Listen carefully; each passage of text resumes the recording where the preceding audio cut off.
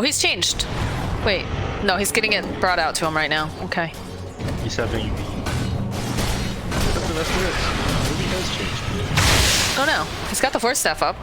Force coming out here. We'll push HFN forward. Safety. Does have the force staff up. Is this gonna be a casual ogre axe for now then? Possibly.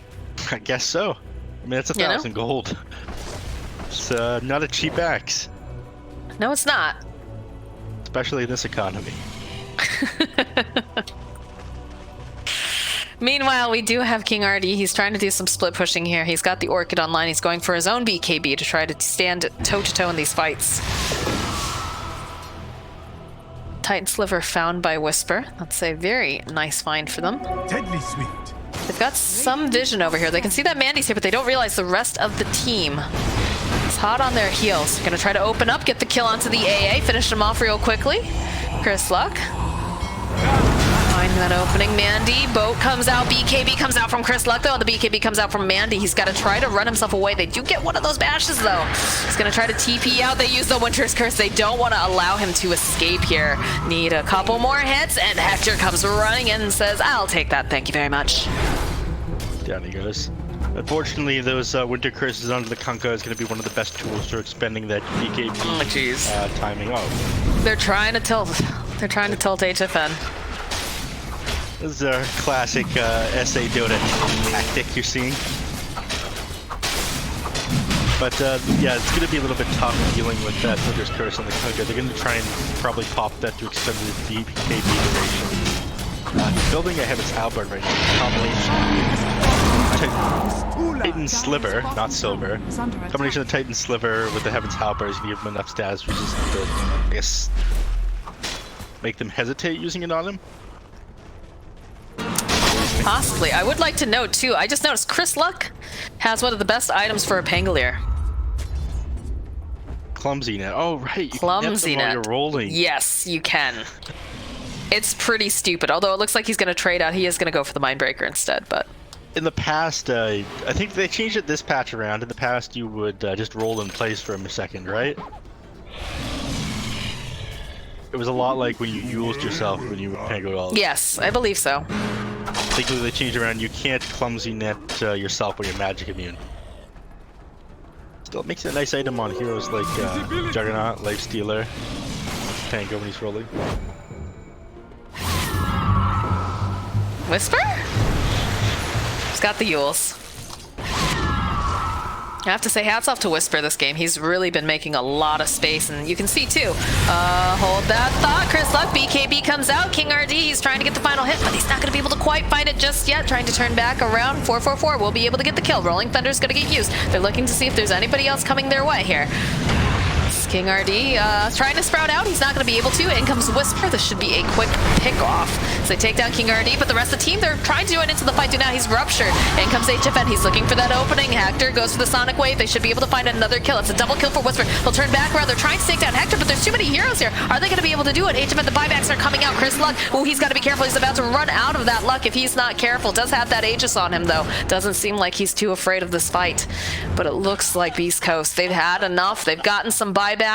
They're feeling good right now. Fortunately, the two buybacks coming out of the fight, they're happy to be able to do that. Unfortunately, the boat didn't connect with anyone. I think that cost them a little bit of the fight, but again, the initiation was on Beastcoast's side, so it makes sense that Pain struggle bust a little bit the fight. But overall, about 2,000 XP and 1,000 gold in favor of.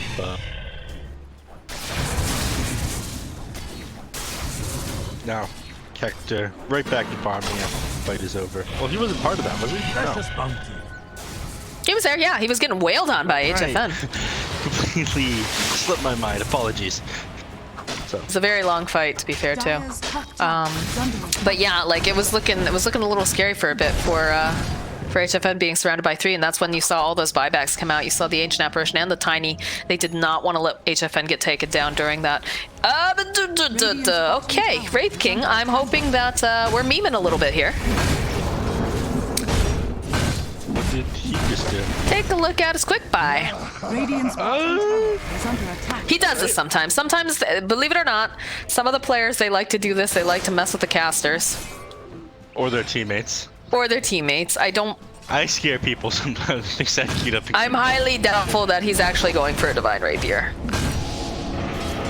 Schofield, ooh, he manages to find him. They've got the sentry ward. They're gonna go jumping after him. The silence, they need to slow him down. In comes Whisper though. He's looking for this opening. There is a 4-4-4 nearby. They'll get that Wrath of Nature. Sonic Wave is gonna be the reincarnation taken down. Now though, he's joined into the fight. He's gonna be able to toss Schofield back. He's not gonna be part of this as King RD also TP's in. They had a really nice Winter's Curse as Chris Luck comes rolling back in. HFN, he's just doing so much damage, but Whisper, he's got that Yules. Is he gonna be able to get away in time? They've got the Lincolns on him. No, it's not gonna be enough, but they'll turn back around. They'll fight and kill onto Do now. Even though he tosses him up into the air, King RD, he's got his own BKB here. Schofield limping away. Hector, he's only got eyes from Mandy. He doesn't have any mana on him either. He's pops that Lincolns, and they'll be able to go and get the Aegis. Hector, thinking about going back in again. I don't know. He's dropping the blood right. He's chasing after King RD. Looks like Chris Luck, I'm not sure if he's going to be able to make it out of here. Does manage to swashbuckle away. He's got the BKB. He needs to hide, though. There's a lot of damage coming off of HFN. King RD, he goes for the teleport, but at the last minute, Mandy hits him with the Tidebringer.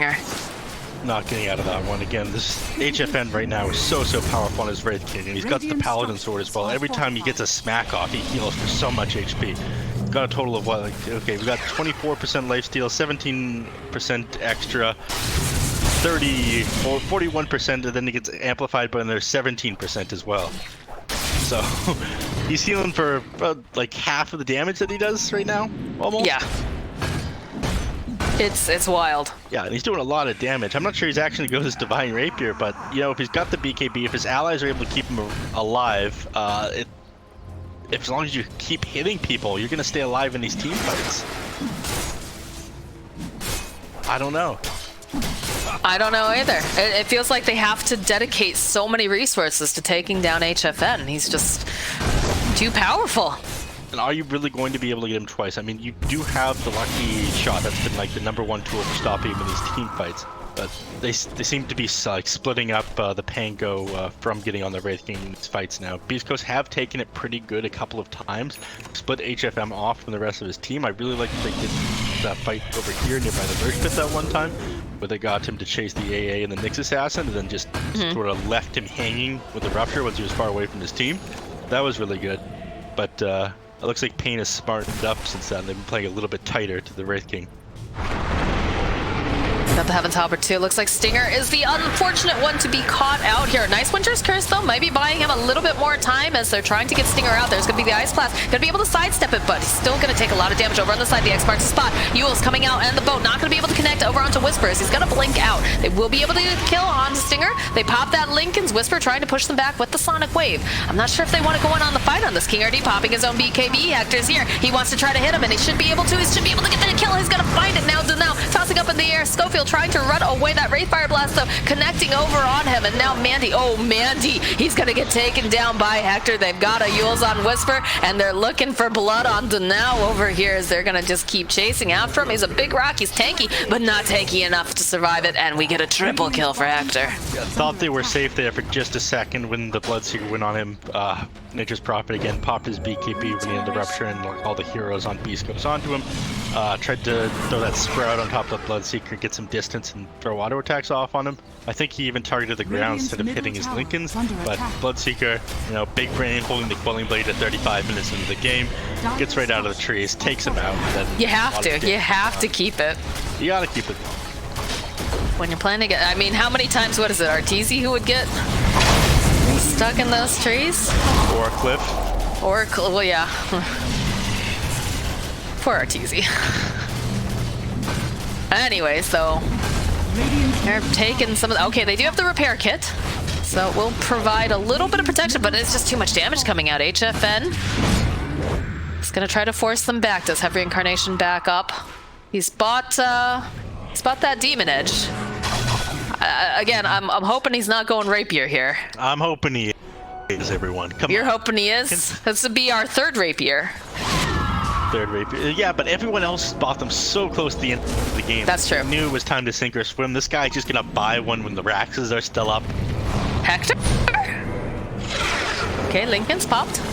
Danao escorting HFN over here. Lincoln's is really good at it. It saves you from the X, it saves you from stuff from Wraith King. I feel less and less people building Lincoln Spheres these days. There's just so many different ways to cancel them.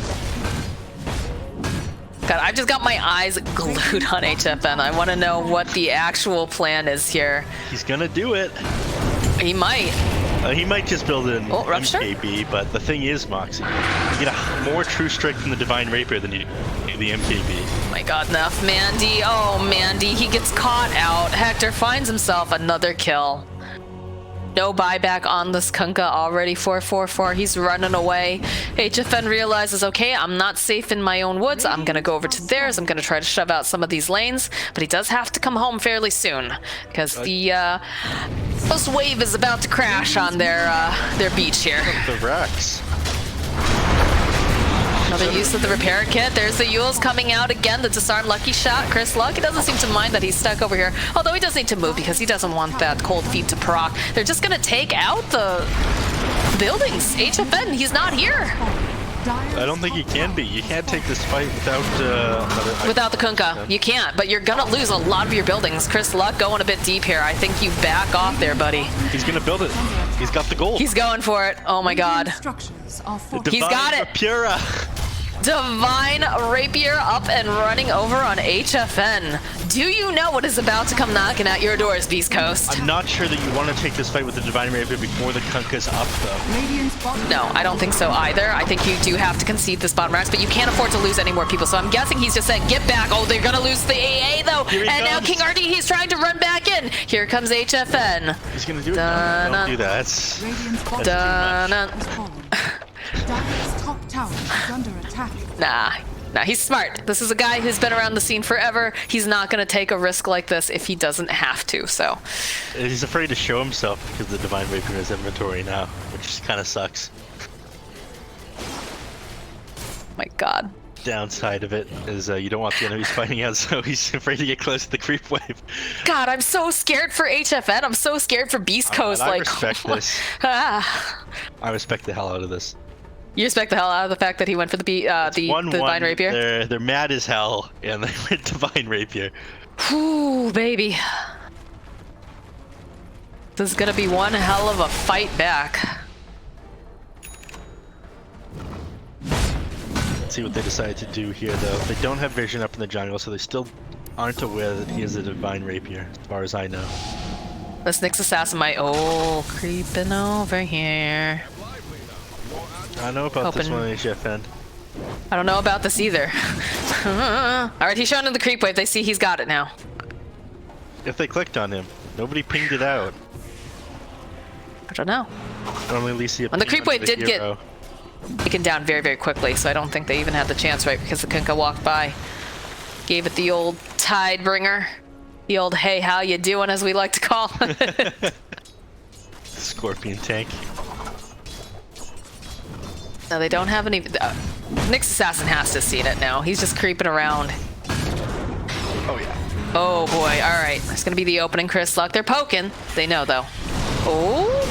Great Fire Blast. They've got that Nullifier. They turn it back around. The Nyx Assassin's going to be able to make it out. Rupture coming out here now from Hector. They'll take him down once. BKB's coming out. He's got the Invisible Blade. He's going to go right out there for blood from King RD. They're going to push back on HFN. HFN, he's got some BKB up. He's got to turn around. He's got to hide, but he's going to be going right back in again. The buybacks are coming out en masse right now as they're going to chase after Dunao. They need to deal with HFN, though. He needs to get over there, and he needs to catch them. The Whisper's going back in. He's got the fear, the double damage over here on Mandy. It's a scary thing. The toss comes out from Dunao, trying to keep him alive. He knows that he can't afford to get taken down here. They've got that Mjolnir over here onto Hector. They're trying to find him. Look at him go. He wants Mandy. He's out for blood. He gets one bash off. He's going to go right back in again. They find the kill on Dunao. Do have buyback on this Tiny. They're going in again. They're not going to give up. The jump forward. The Abyssal Blade. Can they get the kill on Mandy? Yes, they'll find the buyback coming out from Mandy. He does have it now. Oh, but the Winter's Curse comes out with the Sonic Wave. They targeted the wrong person, I have a feeling, but they're going to be able to hold him down. Can they get a kill again? He does have this reincarnation back up, though. X marks the spot coming out over here onto Whisper. He is life stealing out of control, but he is going to get stunned up. There's going to be the first reincarnation taken down. The chase is going on over after Dunao. They need to refocus. They need to get back over here, deal with HFN's Wraith King, and they've decided, okay, it's a little too far. Let's back off. We don't have our Pango. Let's be disciplined and just take a deep breath. he has so much damage. The second he gets his hands on somebody, he takes them out, but they're just kiting him. They have so many Yules on their side. They have the Mantis style and the Bloodseeker, so he can't get his stun off on that. He has the Lincoln Sphere on top of that. I'm not sure he can actually get his hands on somebody here to use this Divine Rapier. I kind of wish they had gone for the Abyssal Blade. At least so he could hit something. I'm not sure he has enough damage at that point, though. I mean, they know that he's got the Divine Rapier and they're terrified of him. They have to expend all the stuns on him. At the same time, he's also not able to actually utilize the item. Radiant are scanning. And they're falling further and further behind right now. 15k net worth lead right now. Flicker getting found by Stinger.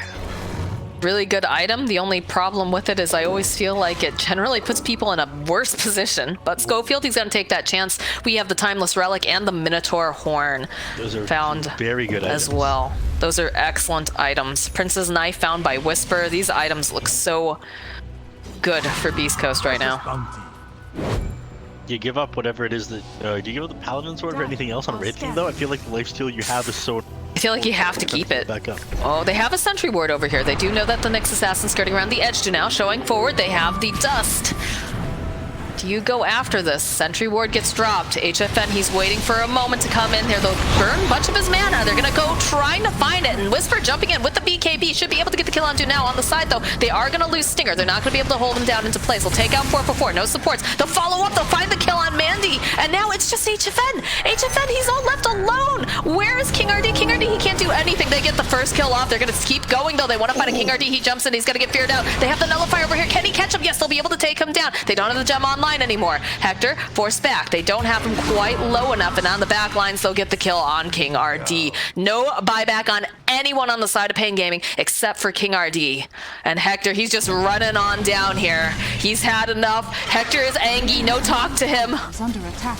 And now it's just HFN against the world at the moment. Last fight, he was hiding so much. He wasn't able to... Come on, Raid Boss. Let's see if you can do it. I don't know if he can, though. There's too much lockdown. They've got too much going on. In fact, he's going to get stunned up by the Spike Carapace. Already King RD starts to go for his teleporting. They respect the shit out of HFN right now. They're scared of that rapier. They don't want to deal with it. They say, all right, look, let's go take Roche. We'll regroup. How do you feel about this, though? Is this the right play? Regrouping or just pushing forward at the moment? Going for the Roche. I think so. Again, you want the Nyx alive to be able to deal with this Wraith King. Same with the Winter Wyvern. I'm not sure if you've been trying to move the camera, so you've been paying attention to absolutely everything. But I've got my camera centered around this Wraith King right now because he's got the Divine Rapier. They've been using Yules on him. They've been throwing baby on him. Just anything to keep him out for as long as possible. He doesn't have the rest of his team around him. This could be potentially very, very bad. AA is going to get taken down. King RD, he TP's over. It looks like they're going to try to take down Chris Luck. Chris Luck, he is going to fall. They do a buyback on him. BKBs are going to get used, but look at Whisper. He's just running around in circles. They should be able to find the kill onto King RD. There's no buyback. And now it's HFN. He's trying to find everyone. Do now trying to jump in here. There's the BKB over here on Hector. He's trying to just stay alive, fight back, but he has to be careful. There's just so much damage. That prop though coming through. The Rolling Thunder. They're going to be able to take down HFN first time. They need to take him down a second though, and that's the problem. That's the issue that they're going to have. They use the Winter's Curse. Oh no, HFN, baby. This is not looking good for you. The lucky shot to disarm.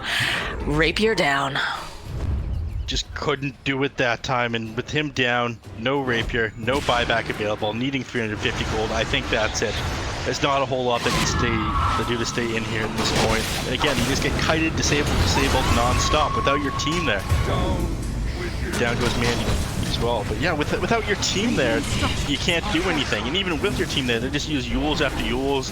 Nyx Assassin's basically only job is to kite around this Wraith King, impale him as soon as he comes down from the Yules. You don't want to pop your BKB just to fight him, because then you're just going to get disarmed by Chris Luck afterwards. It's just a lose-lose scenario for him.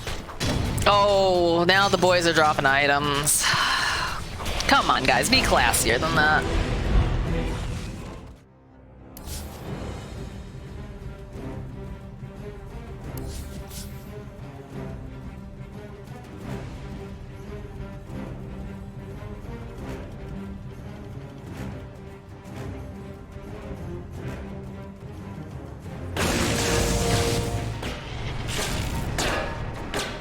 Dire's top tower is under attack. I'll match you. Dire's middle tower is under attack. При этом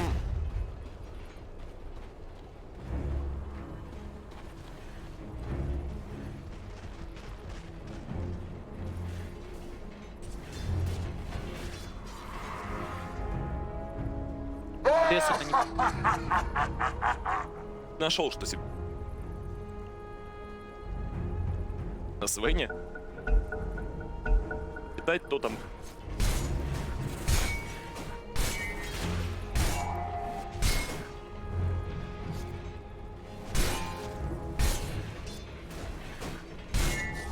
чат.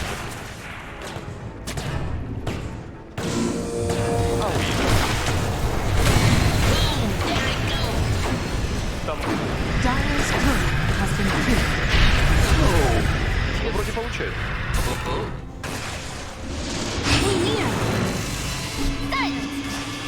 Снейкинга, однако правило все-таки Стара никуда отпускать. Реализован и сразу же на паке и Radiant's middle tower is under attack. с мида будет общаться, но по нетворсу он обратно.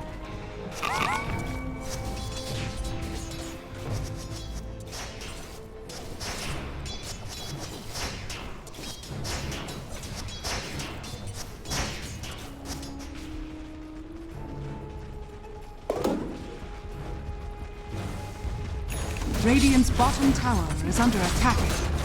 Radiant structures are fortified. Притом это выглядит как Dire's на top таймере, tower возможно. is under attack.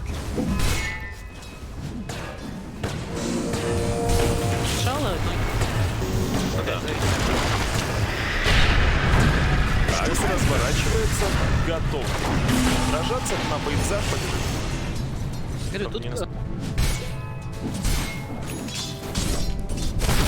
Uprooted after them.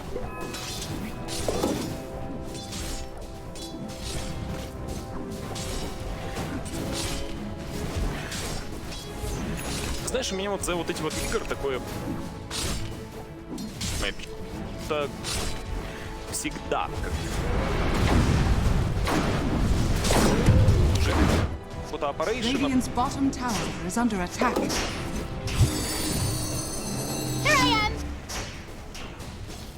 Да?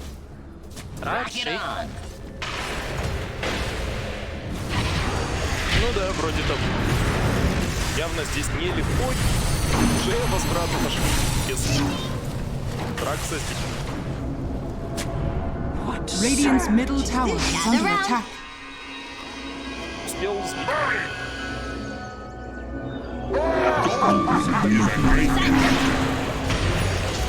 Who bells me? Not rise in my presence.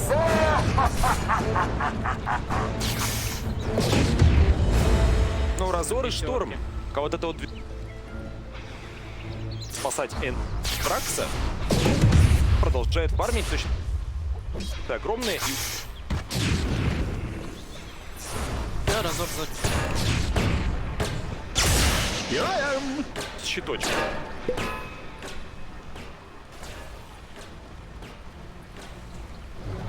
Radiant's top tower is under attack. Легко будет формат отфармлен.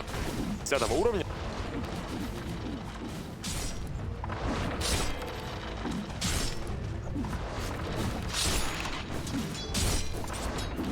Дарксир. Минатор. Radiant's middle tower is under attack. Так видит. Здесь не быть за...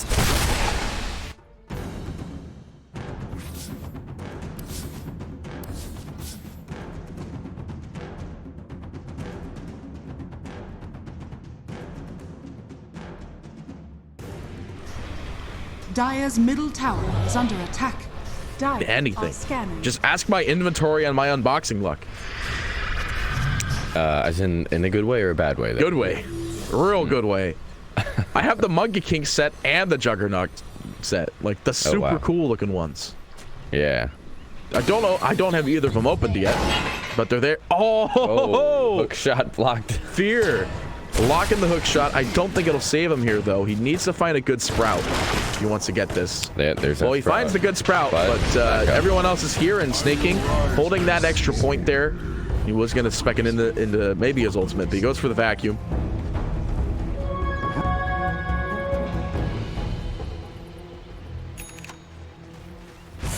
At least he has the satisfaction knowing he blocked the hook shot. Yeah, I mean, I'd be super happy about that. Plus, you know, with that being said, they know the hook shot's down for like another 30 seconds. So they have 30 seconds to buy some extra time on the map. But the big thing about Clockwork, this is really, really, really cool that I like this about Clockwork. It's just, if Clockwork is not on the map and you know he doesn't have, like, you know he's not level 6. But if he's level 6 and he's got Clockwork hook available, you don't want to play on the map. Because at any point in time, this hero could be running around trying to kill your heroes because guess what? Just jump in. He's got hook shot. It's the constant invisible threat. Yep. Because, you know, if one hero's missing... Same thing with the Marana or a Pudge. Radiant's top tower pretty is much. under attack. Pudge, I think, is a little bit more immediate. Marana is like, if you see nobody on the map, you gotta go. Yeah. Hey, you gotta get right on that dodge.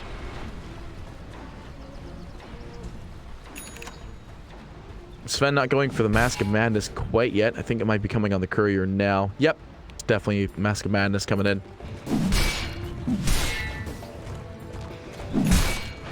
Yep. So he's just going for the farming build like he did last game. He needs to be safe with it. Similar build. Yeah. He just needs to be safe with it. There's not much he could really do to like post a constant aggression here.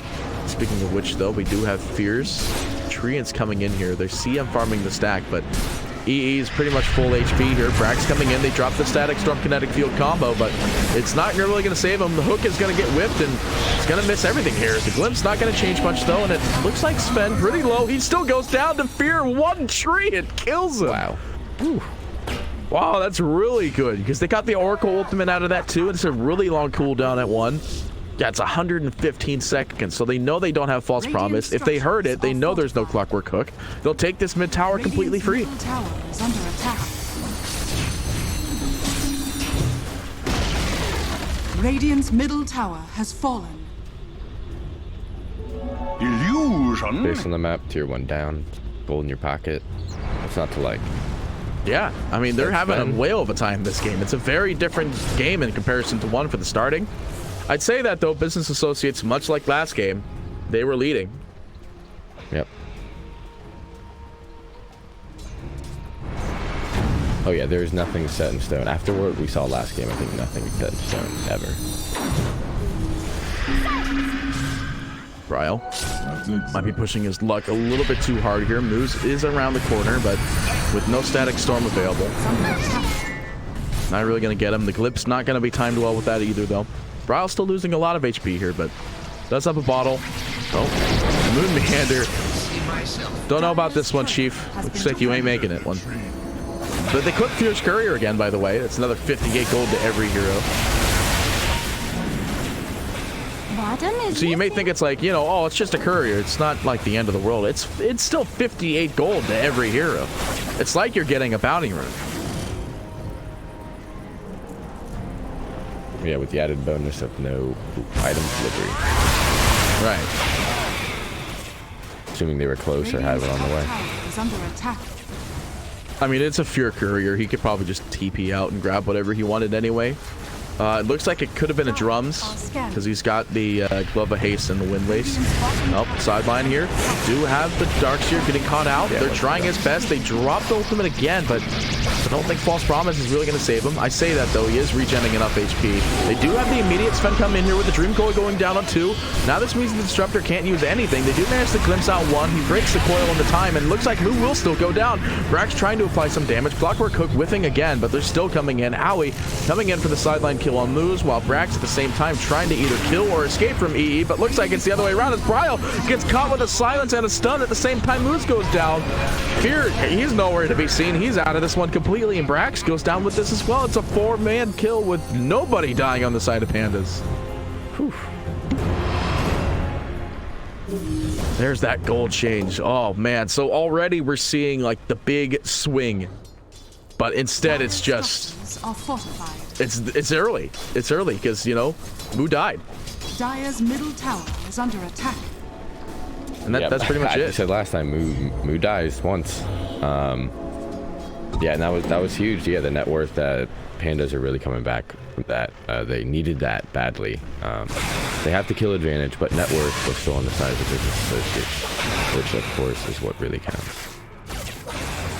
Yeah, they got the big kills on all the big chunky heroes. Looks like they're going to take this stack here. They don't want him to take it. I mean, I'd say that it's not even that big of a stack. Philosopher's Stone going to be found. Looks like TP'd out here. Kind of would have gave that to Brax, but might be going to one of the supports here. Maybe Moose will take it here. Yeah, Moose is taking it. He's got the courier coming in for it. He wants that bad boy. There's the drums now. Fleet on Nature's Prophet. Fear with drums and no boots. One tango. Blightstone. Warriors of the woods. Poor boy. But a good poor boy. But that same good poor boy might be in a bit of trouble here as Owie's floating around. He's going to clean up the creeps here. He's got the treants on the tower, so it'll hold it over for the time being. Now he's back. He's got the hook. Pops the flare. Sees nobody around the outpost zone. So it looks like they're going to go ahead and do the 4-man smoke here. EE ready to go. That's a big difference in comparison to last game, where he wasn't ready to go when we see finds 9, but can't quite get him. Yeah, that was it's an unfortunate target to run upon there. Not sure if they knew if it was Storm Spirit or not, but anyone else probably would have been dead. Well, that being said, Bryle is still smoked, as well as Moon. It looks like they're not going to find anybody. They pop the flare. He's going to see. Looks like it's just going to do damage to creeps up in the top. Mu is by himself down here in the bot, though, and I don't know if he was revealed or Radiant's not. top tower is under attack. Oh, whoa. Almost gets shot at by Owie there, but gonna be fine. Radiant's top tower is under attack. Anyway, BKB is going to be next for the Razor. After that one fight, they realized I kind of need this item to help me win here. And you know what? I just checked something on Puck. He's going to go for a Desolator. That's so Puck. Yeah, Dreamcoil Rapid Fire incoming? Yeah. Must be. Radiant's top tower Gotta be. has fallen. Fear takes out the top tower here. Hook shot is available. I don't think... Oh, just out of range, actually. It's very sad to see when a Clockwork Hook is actually out of range. Because that's a long spell. It's a long spell. And I think for out, at the second or third he's missed. Yeah, he's just not feeling it right now. He's got to land a good hook. You know how it is with those heroes. Yeah, if you don't land your big skill shot ability after a little while, you're like, man, I guess I just have no skill. Yeah, exactly. you land that big one, it gets your confidence back up. Oh, yeah. Well, I mean, it's like Dendy once said. It's not about the hooks you miss. It's about the hooks you land. Exactly. Except that was for Pudge, but, you know, both of them have the word hook in it. So, we'll work with it. This is just farming out the map here. Yep, taking this top tower down. Yeah, I mean, PandaS aren't gonna really work around that one. They'll just go ahead and grab it. Radiant's bottom tower is under attack. Business Associates, though, they'll trade a tier 1 for the tier 2. They'll take that trade any day. It's also got the Dragon Scale as well, so he's going to get that extra burn damage in there, and BKB is coming in. Moo's going to go for the Halberd next. Disable the Sven in the team fights. That's going to be their big ticket killer there, but of course, there's the BKB now up on the Sven.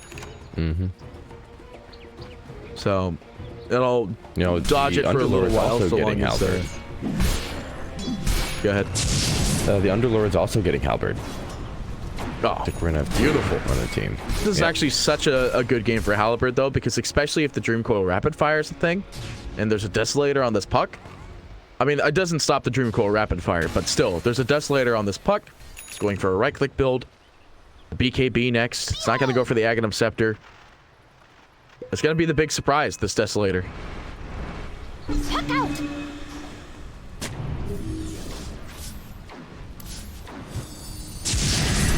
22 minutes in. Not really too much else happening now. It's still a 3K net worth lead for Business Associates. They made a comeback from that first fight that didn't really work out too well. The regen rune pinged out, and it's funny, Storm didn't even grab it. Zipped in, 9 didn't even grab it. What a character. Look, we have Fear hanging out over here. Was he just warding just now? I'm assuming so. Based off those freshly placed wards.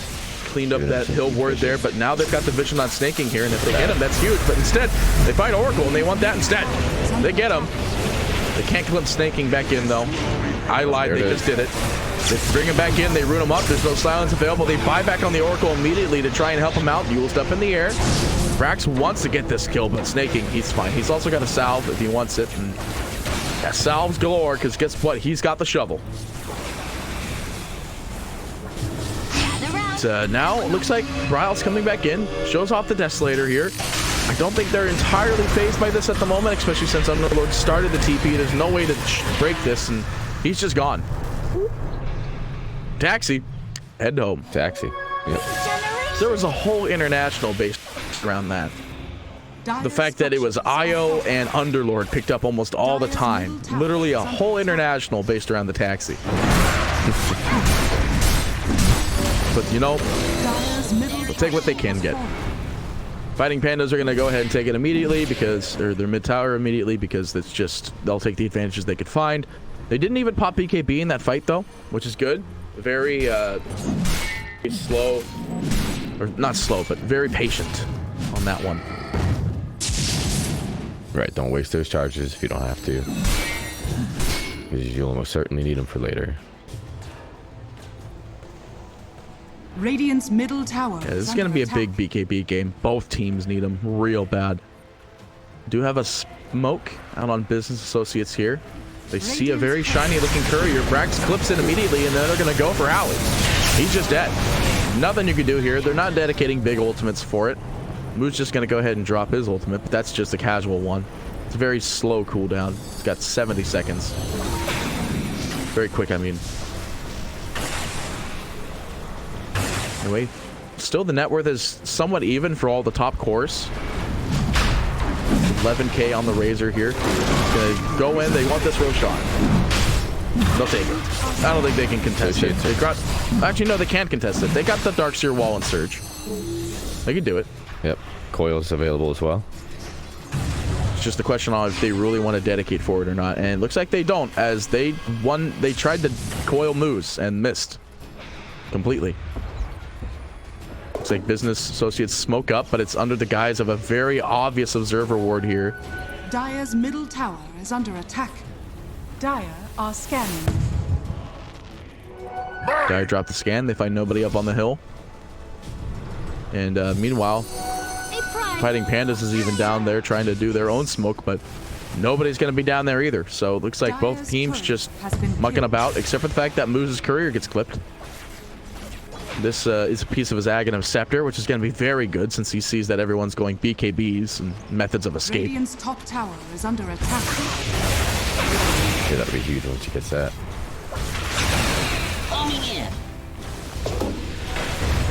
Which tower will they respond to? I imagine mid, because that's just where all them all are already. They drop the fort though, so they're going to have the shotgun from the cannon, or from the tower. Do it with flair. There's that Desolator coming into work here on Brile. He's just cleaning up. Use phase shifts for an aggressive. But looks like he is going to go for the Ags now. He's farming up with that. Now there's an Orb of Destruction out on the game as well. So Sven's probably going to be running around with either that in his pocket or no, he's not. Going to keep the Greater Fairy Fire. And he's going to go for the Daedalus. I saw him go for the Ags at first, but now he's got the Chrysalis. Which is actually, it's very funny that I look at the fact there's a Chrysalis in the game. There was a game yesterday with Chaos, or no, not yesterday, I think it was about 2 days ago, where Quinn, mid-Ember Spirit, went 3 Chrysalis. 3? Yeah. Now, the big thing about this is that I thought it wasn't really much of a legit thing. I thought it's just Quinn memeing because, you know, that's just how it goes.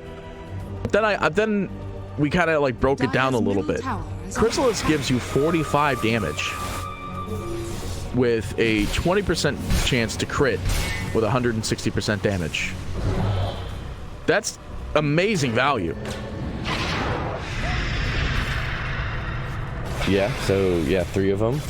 And how was that for? How did that work out? Well, if it helped, you also had an Imclaw. Oh, okay. There was a lot of damage coming out there. Did they win the game? They did win the game. They won the game very hard. That means it's officially viable. Well, that's the thing, though, is that, like, Chrysalis at one point in time was like, why would you ever go the item? It's just super weak. But now, it does 40. It gives you 45 damage. Radiant's bottom tower. Of course, the crit strike was reduced by 15%, but it's just like, that's 45 damage. That's a lot. Makes up for it. It's a lot of damage. Disruptor ended up finding a telescope. Also found, I can't, where did it go? He also found a Mindbreaker, I believe. So we're going to probably see that on Storm or Razor. I don't think Brax would be the one to carry it. Who is going to carry it? Come on. Come on, own up. There it is. It's on Razor. Mindbreaker, honestly, the tier 1 through tier 3 item, basically. Like, literally the best one. I don't think there's any other ones that are remotely close. Maybe... crap, what was the name of it? Well, the Sliver is definitely one of the other ones. The Orb of Destruction's another one. But I think that's it. Those are, like, the best tier 3s. No, Leveler's a 4, I believe. Tier 3? Oh, it's a 4, yeah. Yeah. Spider Legs is alright, but it's like everybody has boots by the time you're in the 30-minute marker.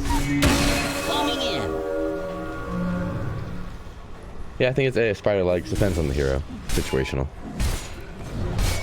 And before you get Spider Legs on Broodmother. The sole hero that uses Spider Legs. That's just in her build already. Double Spider Legs. Double Legos, you know? Yeah. When you just can't quite get it up, use Spider Legs. You're out of webs? Use Spider Legs.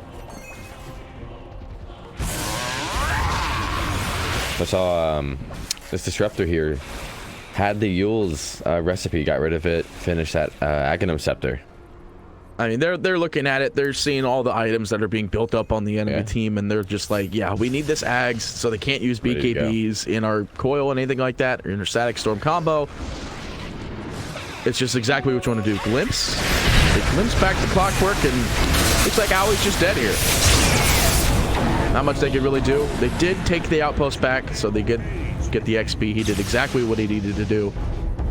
Just wanted to live through it. It's the only difference. Ag's going to be next on 9. Be a good one. We saw it in the last game. Electric Vortex Wombo combo. Stupendous. Basically a mobile black hole. Yeah, you know what? Here's the funny thing, all right? Why play Enigma if you can get Storm Spirit, buy an Aghanim Scepter, and have basically the exact same effect? Yeah. Of course, the pole distance is much smaller, but I think it increases with Ags too.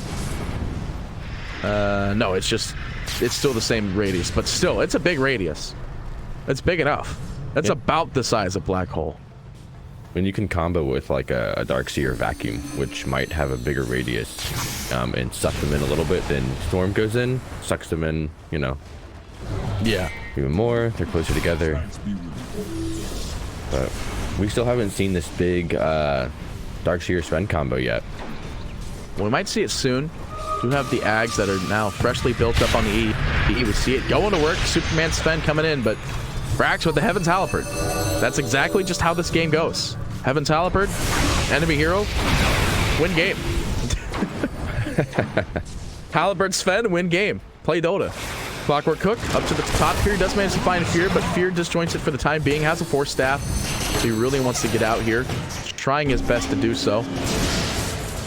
But it looks like he's just dead. Got EE coming in there with a Superman Sven. Yep. They'll get him. I love that. What, you love that It the really Ags got does. changed to Superman Sven? What was it before? Yeah. It was like when he ulted, God Strength shared with surrounding units. I think it was that. honestly don't remember. I know it Yeah, it just sort of eliminates the need for a blink. Just, you know, all you need to do is just stun them. You go along right with it. It's kind of similar to Ursa. Like Ursa, you see a lot of Ursas now not building blinks as often, just because they can just front flip on in. Ursa with the front flip. God, it's just so funny to think that that's the reason why a blink dagger is not on that hero anymore. They go for the abyssal blade still. Like it's definitely what it is. Yeah, yeah. But yeah.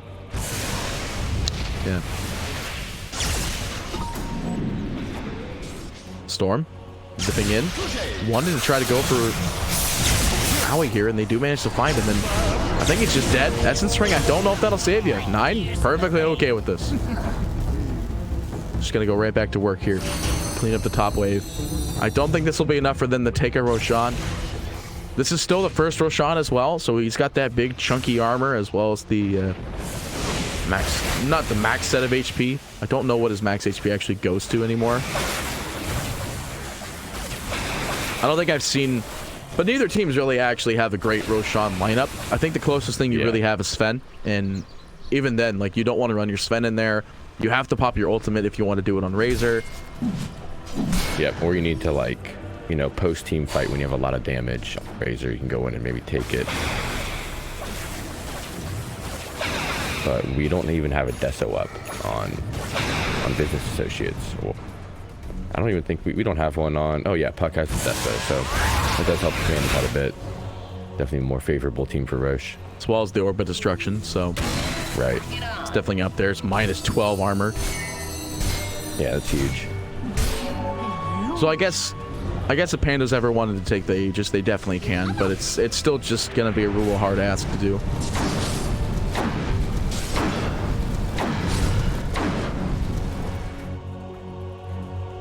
Well, we're in passive Dotes now. We're 12-9. There's actually less kills than there was in the previous game. Yeah, this game is really still leading. Yeah, I mean, Business Associates are still leading. Looking at the net worth chart, it's just been a weird incline, decline all over the place, but mostly just being right there. That's 5 to 4K net worth zone almost the whole entire time. XP is pretty much the same way, and the win probability is moderately above 70% here. It's 65% for the Dire. But you know, win probability has never really been the big thing. No one ever looks at win probability and is like, yeah, well, that's correct. Oh yeah, that can swing in a matter of moments. Looks like teams are they're squaring up here. Under attack. Now they're lining up. It's the 35-minute bounty runes, 110 gold being thrown about, and it just looks like passive Dotes. Passive Dotes. Clockwork Flare going out, finds nobody up in this high tree ground area. Now they do. But looks like they're going to loop back in here, try to defend this tower. There is an aggressive Dire ward here, scouting out the TP rotations. So they know he's there. They drop the Yules. Out goes the lit. Yeah, he's just dead here. Aghanim Scepter doesn't change anything. He's still clicking away. He's going to take so much damage. The BKB's expended, but it won't be enough. Aoi blinks in. They are going to find the leash out on Dryle on the sidelines, and EE goes down. And they got exactly who they wanted. Moo trying to make the escape, though, but it doesn't really matter. Moo's coming back in. He's got BKB. He's not afraid. They get the buyback, though, and that's what they want. At the same time, Bryle still trying to catch off all these creeps, trying to hold off anything as much as possible. Bryle actually goes down by a last-minute tick from Moose. And they got 2 kills off of this. They got a Sven buyback. They're perfectly fine with this one.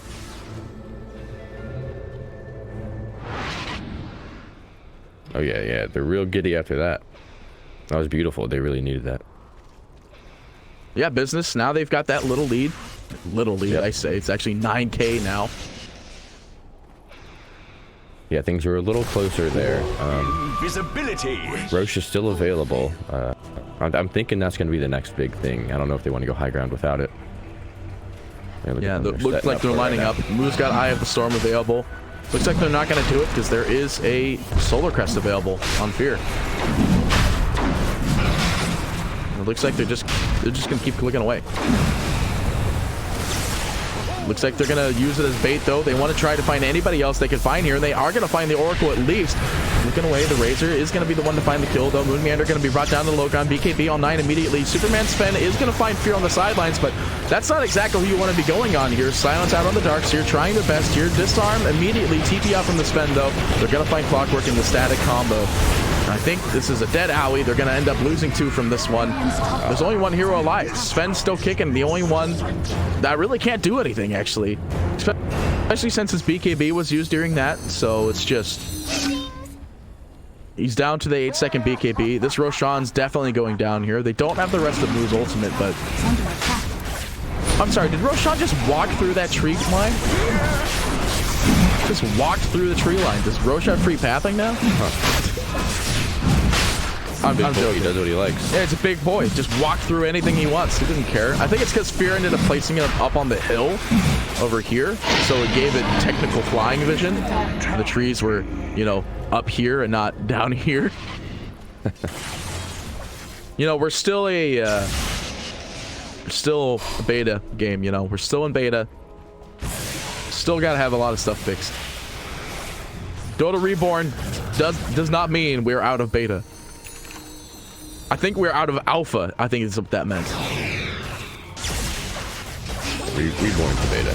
Yeah, anyway, Leash out immediately, but the BKB on Storm trying to save time, but, you know, that's the Aghanim Scepter going in there. A lot of time, now TPing back in, though, trying to find a quick place to jump, but without travels, can't get back in quick enough. They do manage to clip Owie's courier. It had the gem in it, actually, but looks like Owie's just going to go and pick it up himself.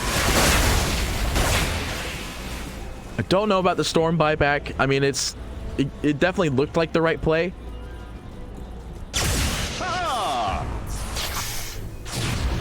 But don't quite know. There was a lot of gold. Yeah, it was a lot of gold, and they didn't get anything immediately from it. If they can do something here, it'll pay off, but I think they'll try for this tower. If they get the darks here, that'd be great. They drop the Yules, but there's no static combo being thrown down for it yet. They do have the fort, so they'll get the shotgun, but there's no creeps to shotgun on at the moment, and there's no backdoor. This towers, now it's back. That's got backdoor, but the creeps are in. They drop a good static storm combo. They get 2 in here, and Darks here muted up. They pop the abilities, but I don't think it'll be enough to save them. Storm zips in, gets the drop back in there. They do manage to find the kill on Owie at the same time. Now Snake King in the death zone, but he actually is perfectly fine. The death zone completely lied, but they are still going to get at least this Rax here, at least the melees. Clicking on more, though. Brax trying to find anybody. 9 wants to be very careful. But at the same time, Superman Sven comes in here. They find the crit, but Moo siphoning the damage as much as possible. The BKB is there, but can't stop the siphon. But he still has plus damage. So Moo getting really low here. Does have the Aegis. BKB still available. He's waiting until the Aegis pops before he BKBs, but looks like they'll force out, especially since the BKB or the Aegis is very soon expiring. The seeds of fortune. Yep. Smart move by Business Associates. Really good fight. I think that buyback ended up being worth it. They were able to push this 5 up there. And look at that. They took down the tower, set a Rax. Now they can just go back safely, farm up. The only thing they really lost was the fact that they bought back on their Storm. But overall, it's just still definitely a very good thing for them. They still have both the outposts as well, so they didn't get that XP tick on the side of the Radiant, so fighting PandaS just not really getting it. And yeah, I mean, that XP makes a big difference. Just looking at the XP graph, you can even see it, that little dip in there. But yeah, they've taken their max advantages here. They want this mid tower. It's the last one they got left. There's an Ags on the Razor. Saw that actually in the last fight. Deals a lot of damage to towers. I like it a lot. I like it a lot. Brax trying to catch Snaking up on the side. It's not going to get him, though. Never mind, I lied. They glimpse him back into the field. Can't force him out. He's stuck in there. Ooh, just going to click away here, but don't think they could really go for the kill here. They didn't want to dedicate too much. But Moo, willing to dedicate everything, goes up to the high ground, hit with the Solar Crest, is going to be rooted, perched off. He's just clicking away. And this is the power of Aghanim Scepter Moo. Ding, ding, ding. Oh, give us that voice line back. I am ready for the battle pass to come back. Snake King caught up. Sprout This is a lot of strike damage that's coming out from this ultimate here. They are going to be brought up to the high ground, but the Yules goes out immediately with the Stag Storm Connect combo, and it looks like Sven losing all of his damage here, just getting clicked away by Moo. There's no real way to save him. Pops his ultimate to get some damage. They do manage to find the jump immediately, kill off 9, but they get EE. Snaking buys back, goes down in the first part of the fight here. And yeah, Clockwork caught off the sidelines, caught as well snaking. They clicked away. Moo still has all the stolen damage, and they're clicking away Business Associates. They're taking this. They drop the GG, and Fighting Pandas are out. They're going to the minor, but they're just out. No chances of getting into the major. And Business will be the series with a... Oh, wait a minute. This is lower bracket. Yeah, with a 2-0 series. I had to... My mind was like, hang on, wait a minute. Don't know if that's right, but no, this is right. Business Associates will take the series 2-0, and then we'll move on to our upper bracket game. Very exciting, yeah.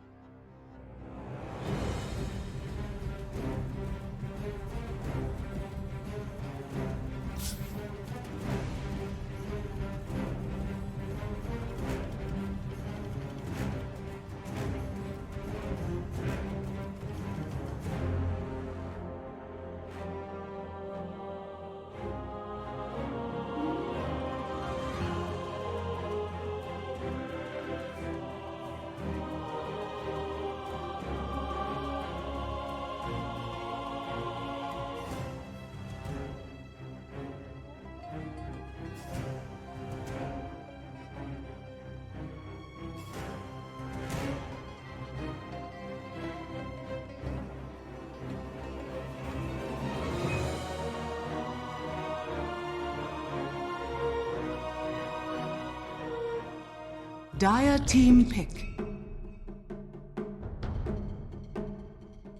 Распределяться, что по героям, что по линиям. Здесь такой набор.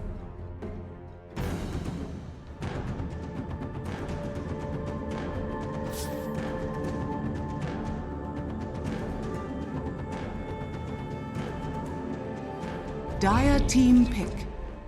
Together, we casted 23 hours of Dota, dude. Yeah, we literally have woken up, cast Dota, go to sleep, wake up, cast Dota again. We've done nothing but cast Dota, 23 hours worth as of yesterday, and we're going on here. But looks like it's a pretty nice stream.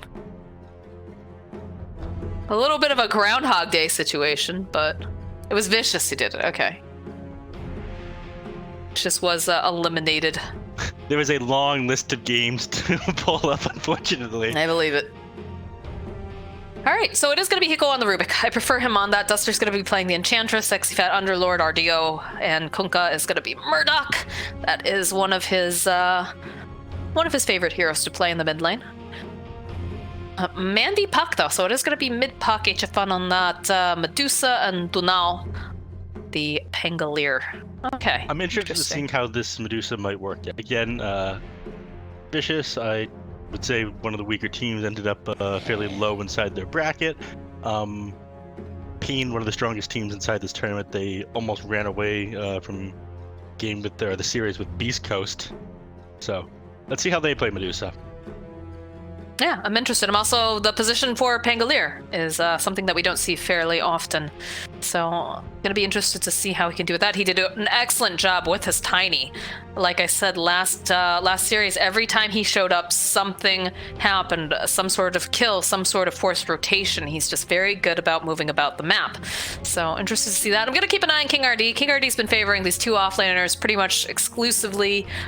He really likes playing Mars, loves playing Legion Commander. We're going to see a very active offlane coming out from the side of Pain Gaming. I have a feeling. I'm not sure that you want to... I think you want to try to dodge the Legion Commander. It's not the end of the world if you're getting against Legion Commander. It's not like your Spectre versus Timbersaw or something. But again, you can get so many right clicks off on the Spectre. You have high base damage, you have high movement speed. Spectre is, I think, a little bit on the lower scale. I think her base movement speed 90 to 95.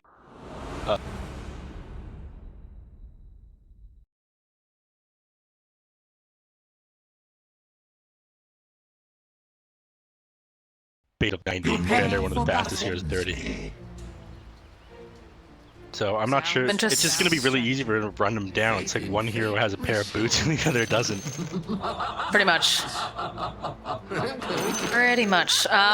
Interested, though, to see how this match is going to unfold. Again, we do have a couple little question marks here because of the fact that FURIA have been able to win games off of Beastcoast consistently. Pain Gaming, you know, usually very, very strong, but they're dealing with some stress issues right now as well, so... So don't forget that they might run into internet issues on top of that. God, I hope believe not. There's still rainfall going on inside their region. Well, I hope that the massive amounts of torrential have maybe calmed down a little bit and they won't have to run into these issues. But God, what a terrible way to have to play qualifiers, you know? I need to stop bringing it up. It's making me like feel real upset because no team wants to be eliminated from a place that they've worked really, really hard to be. Thing out of their control. Stop bringing it up, however, it is a massive fact. Alright, Shrine's taken right away. Now, you can't teleport to the low ground there, but you can take the outpost from the low ground. I'm not sure if that was intended when it was put in, or that's just something that people started to do. It's a feature. It's a feature. Imagine pulling creeps and whatnot was not an originally intended feature either. Your name. It's now only part of the game that we all love. Yeah, you know, it's definitely in the nature of a gamer to try to break the game in the search of greatness, right? That is true. Dota players have broken the hell out of Dota over the fact TI3. Was it Loda that used to find every single like broken thing during a competitive match? Yeah. That poor guy, he just could not catch a break. This is a rough lane already for HFN. Look at that, he's already lost so much of his health. Again, not that strong of a hero. Fairly low movement speed, sitting at like 278 now, I believe, tied for lowest with Crystal Maiden and Nuker. Oh, Crystal Maiden's definitely on that list. She is incredibly slow. The wolves with Ice Rack are in fact not that swift. They actually have 3 legs.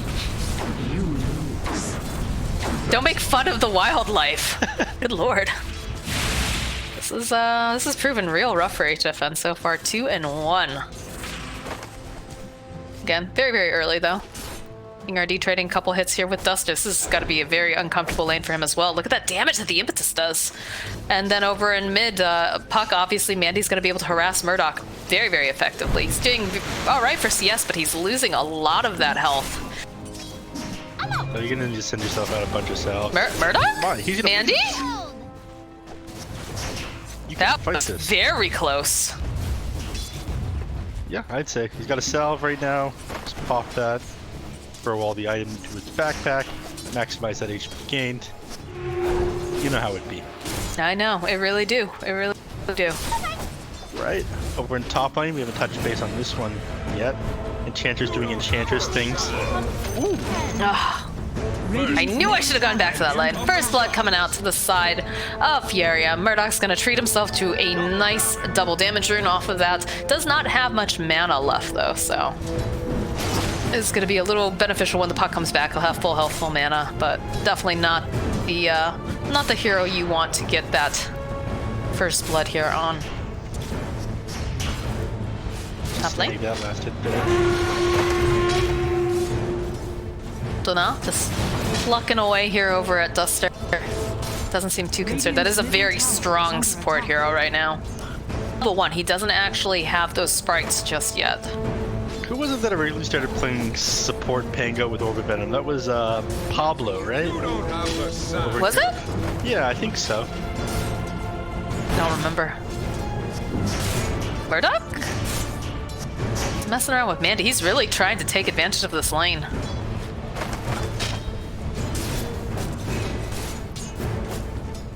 Forced all the way back. I mean, you are on top right now with Kunkka. Unfortunately, you've had to spend your gold on multiple salves already. Again, this is something I covered the last couple of days, is a lot of these mids, yes, they can win the lane, they get extra CS over whoever they're playing against, but they end up spending... Oh! Stopped myself short right there. I'm so sorry, guys. I am, like, T-toursing all over the place. King RD getting the kill on Duster, maybe just a little bit too forward, as Sexy Fat gets a kill on 444 in the bottom lane. power of this Rubik and the Underlord combo. It's very, very strong. I mean, they've got a lot of magical damage. Again, if the Lord's able to start getting right clicks after a couple of creeps die under Trophy Aura, then it hurts. And doesn't he gets permanent atrophy damage now because he's getting kills in lane, which is not very worrisome, but definitely enough where you're like a bit concerned about it. He's better Legion Commander. They're getting chipped away here by Dunao. God, I don't know where. I'm like paranoid now. I'm trying to see where the action's gonna happen. I mean, look at the mid lane too. You keep seeing them pushed in. Murdoch harassing quite a bit on Mandy. A little bit off on that. X marks the spot. He's trying to do some damage with the torrent. Top lane Duster forced to run away here. Sorry, there's stuff happening in every single lane. Well, yeah, Puck is a hard hero to get that X Torrent combo off on. Phase shift away from the X, he can Waning Rift off of the Torrent after the X ends because the travel time spell. I think it's got no cast point, right? Or very minuscule, like 0.01. Very mobile hero. Hard for somebody like Kunkka to grab, so that's his favorite thing to do. Seen some interesting interactions too with well, actually that was more the glimpse that we were seeing those interactions occur with, right? Earlier. There's still some weird interactions we're talking about. Apparently if you get glimpsed buyback really quickly, you glimpse back to where you were before. As long as the glimpse hasn't taken effect yet. It's a feature. Sure. Alright, looking at the CS right now, it has been very difficult for HFN in the bottom lane. Currently sitting at 13-4 as opposed to 30-11 on this Underlord. I mean, he doesn't have that much damage or base damage on the Medusa, unfortunately. Yeah. It's not made any better by the Trophy Aura on the Underlord, reducing damage by another 50%. Like, look, you got 83 plus 57 on the Medusa. On the Underlord, and 69 minus 10 on the Medusa. To not actually having to make his own rotation here. They got to get him off of HFN. They can't allow this to keep happening. Nice lift though coming out from Hiku. He's just going to throw him back. They know they don't have anything to cancel the TP. But it looks like Underlord going to go all the way back home. Top lane though, King RD is forced back by RDO and Duster. They have that enchant. It's slowing him down quite a bit, but do they have the final hit? They don't have the mana.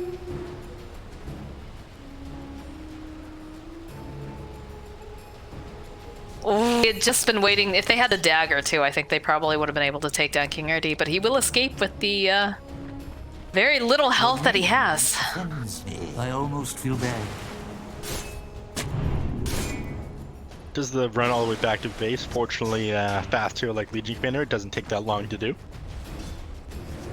Man, they are just protecting the heck out of Kunkka here. You see these two wards over in the mid lane? They said, dude, we gotta protect our Murdog.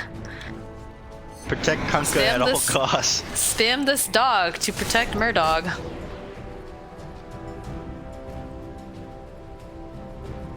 The top lane. Of course, you have a couple really eloquent ways to be able to stay in lane and get that health right back again. What's going on here, HFN? He's just waiting for the creeps to get pulled over. He's having so much difficulty in lane. He can't afford to be this far behind.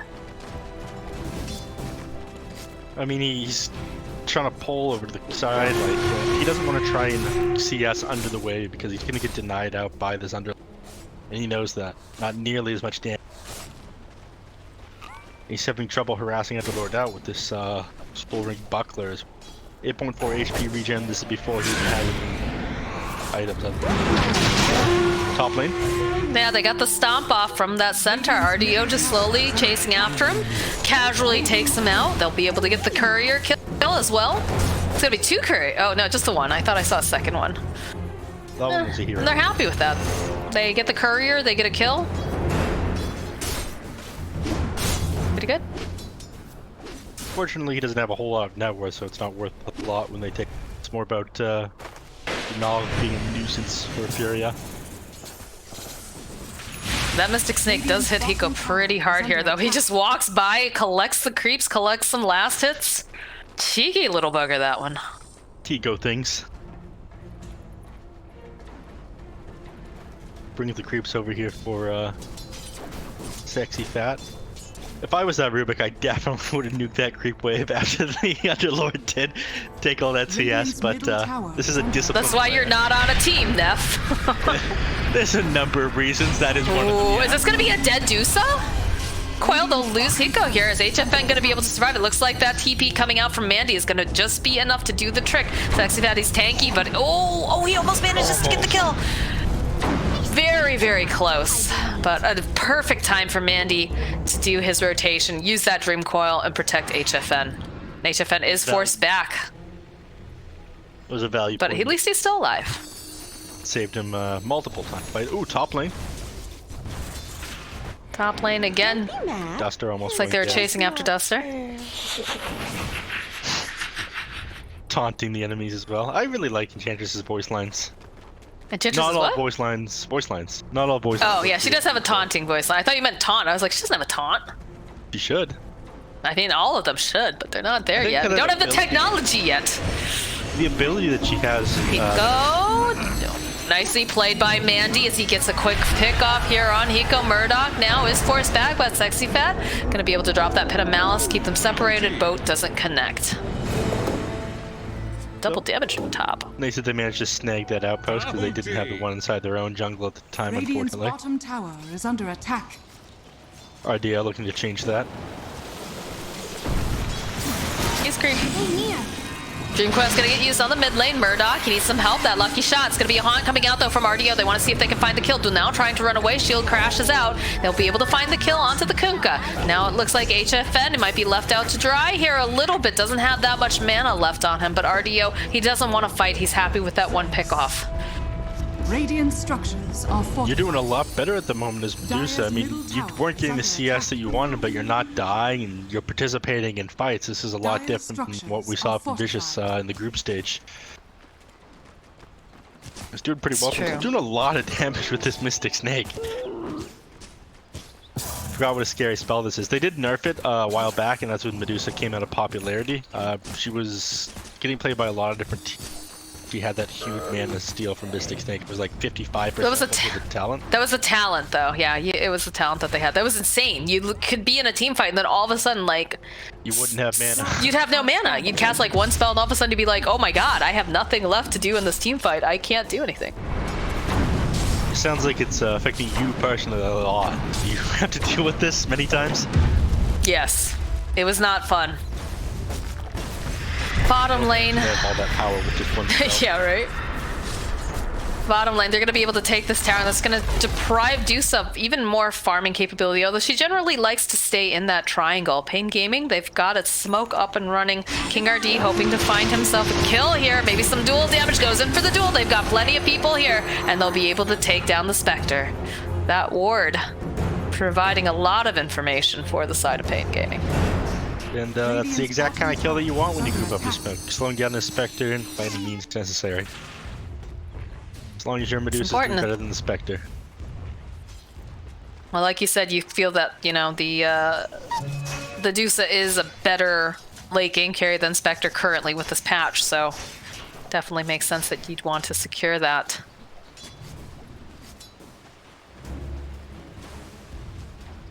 Firestorm coming. I mean, everyone else on FURIA is doing pretty well. Just the Spectre is a little bit further behind than wannabe. Doesn't look like he's going for the Radiance build though. Going straight into Yasha, then Mant-style Diffusal. Might change that though. Hasn't gotten that many of the items. Go for Yasha, then go back for the Radiance afterwards. I mean, that's something that we usually see Hector do this, right? He just gets the Band of Elven skin, but then he usually goes into the Radiance. If he's playing, depending on the core, obviously. We have not seen him play Spectre. Actually, yeah, we did see him play Spectre. Sorry, last game. Band of Elven skin or Gloves of Haste. Apparently EE in the qualifiers, 3 Gloves of Haste on his hero, and I think build them into different items or something. Because it's 400 gold, you can put attack skill. I guess a lot of people feel like it's very value. Did he win? I'm not sure. Yeah. That is true. That is true. It's hard. You want to watch so many of these games.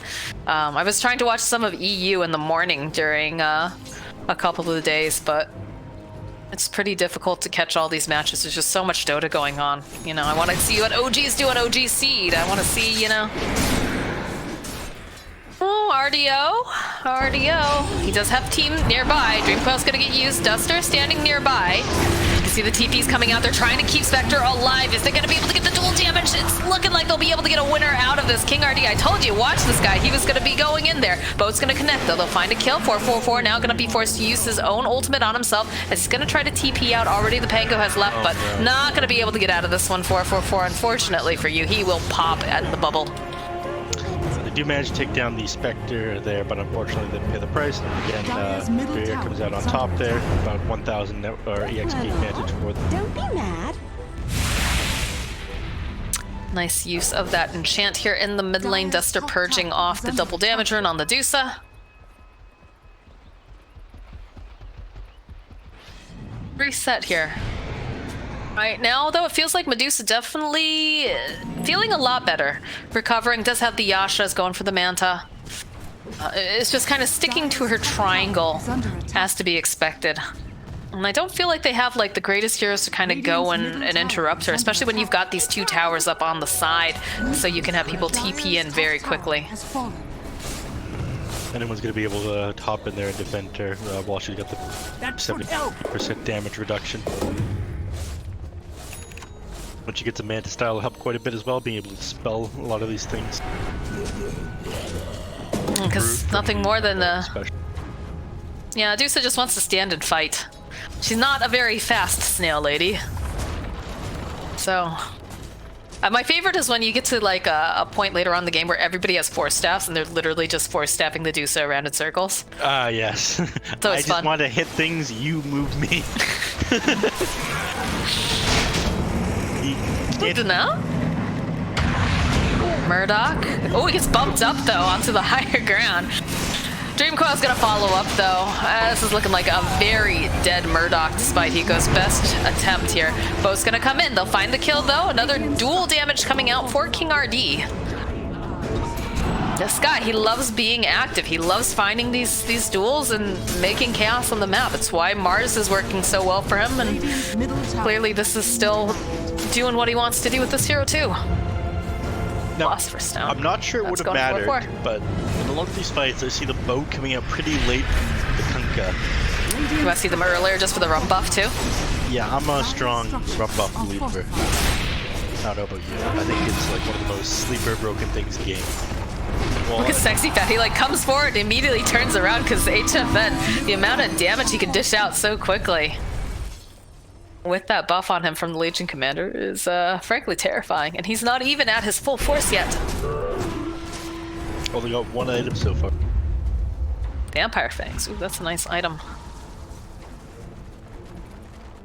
Might want to give, well, Pangolier done the core. I think you just hang on to that in your backpack until you're ready to fight on Medusa. But for now, you've got the Aquila. It's like having another extra 1,000 gold in your pocket. It's wonderful. Is that something worth to put on King RD for the time being? He's using the broom handle currently, but just get that little extra bit of lifesteal. Could be good. I mean, it's better than the broom handle in my opinion. Oh yeah, I mean, the broom handle is a tier 1 item.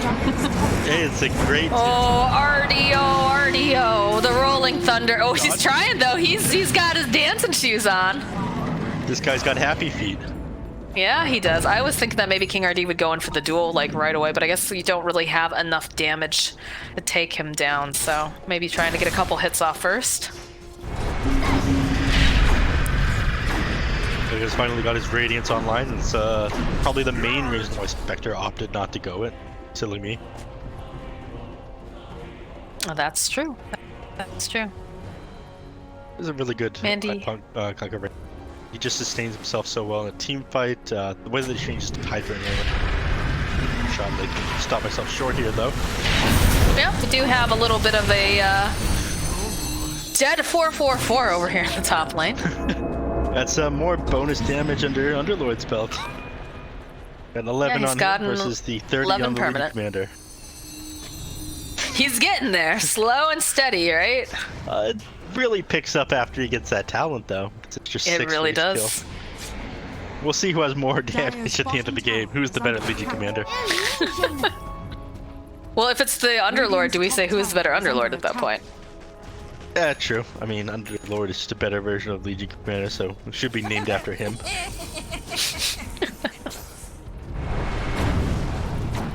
Feels like a lot of people are grouped up over here in the jungle, though, on the side of FURIA, whereas it's a bit more spaced out on the side of Pain. I think they heard you and they changed that as quick as possible, TPing everyone up and playing a little bit tighter. Maybe, I don't know. You definitely want to be split up, but you want to let Medusa do her thing in the jungle, farm, take advantage of her split shot, and just kind of force the issue in other lanes. Make it so the enemies don't have room to find kills on that Medusa at the moment.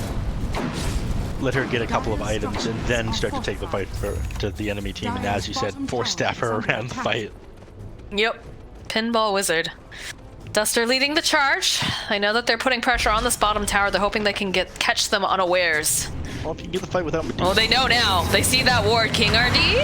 X marks the spot, getting thrown out over into back. They used the boat earlier, like you were talking about. Han's gonna come through. Rolling Thunder going around 4-4. He's trying. He does manage to get the ultimate off. He's gonna get taken down, though, so there's no additional healing now for King RD, who is forced to try to blink away. The Dream Quill's gonna get dropped on the other side. It'll hold the Spectre and the Underlord back, but they'll be able to pull back on the now as he gets taken down.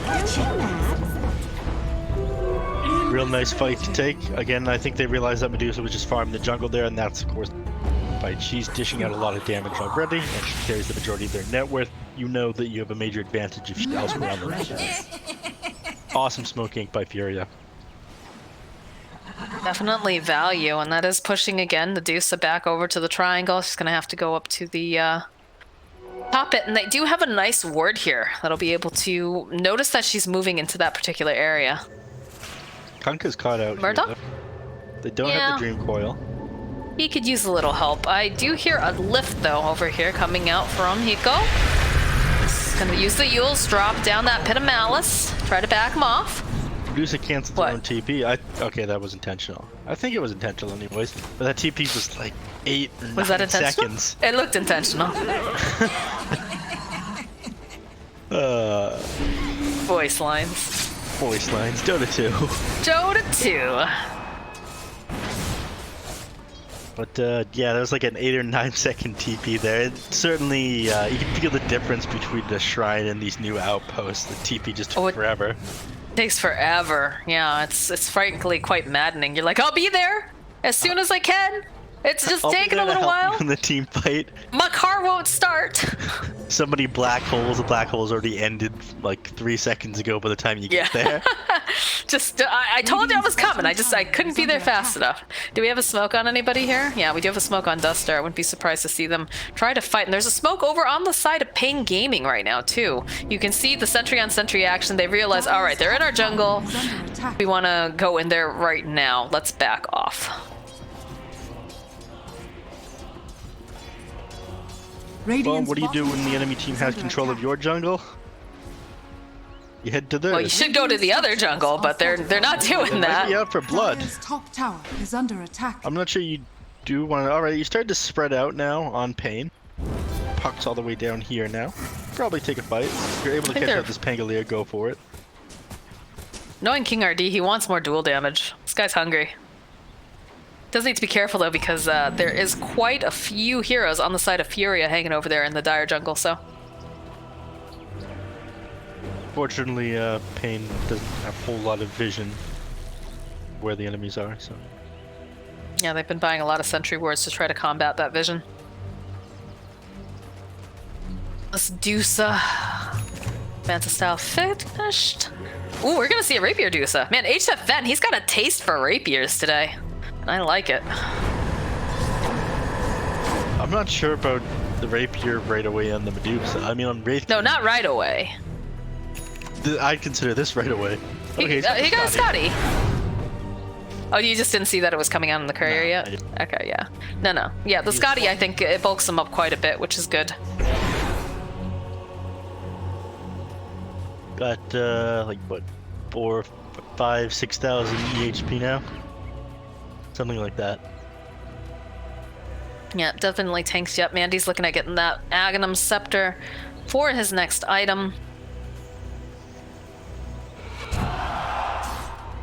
Mandy, it's pretty good. I mean, it's gonna... Ooh! Blink 4 coming out from King RD. He is separated from the rest of the team. Bo's gonna come in, plus the X. He's gonna be able to negate some of that damage, but not enough as Duster and RDO are able to find themselves a kill. The chase is on now. They want King RD. We don't have the Diffusal Blade up just yet, though, so we can't slow them down, but we are gonna be able to land a Torrent over onto 444, as now King RD trying to TP, or not TP, but blink himself away. He is fully out of harm's way, though, now, and they'll be able to take this top tower on the side of FURIA. Unfortunately, they're not going to be able to get the tier 2 off. It's been pushed all the way down to the dire tier 2.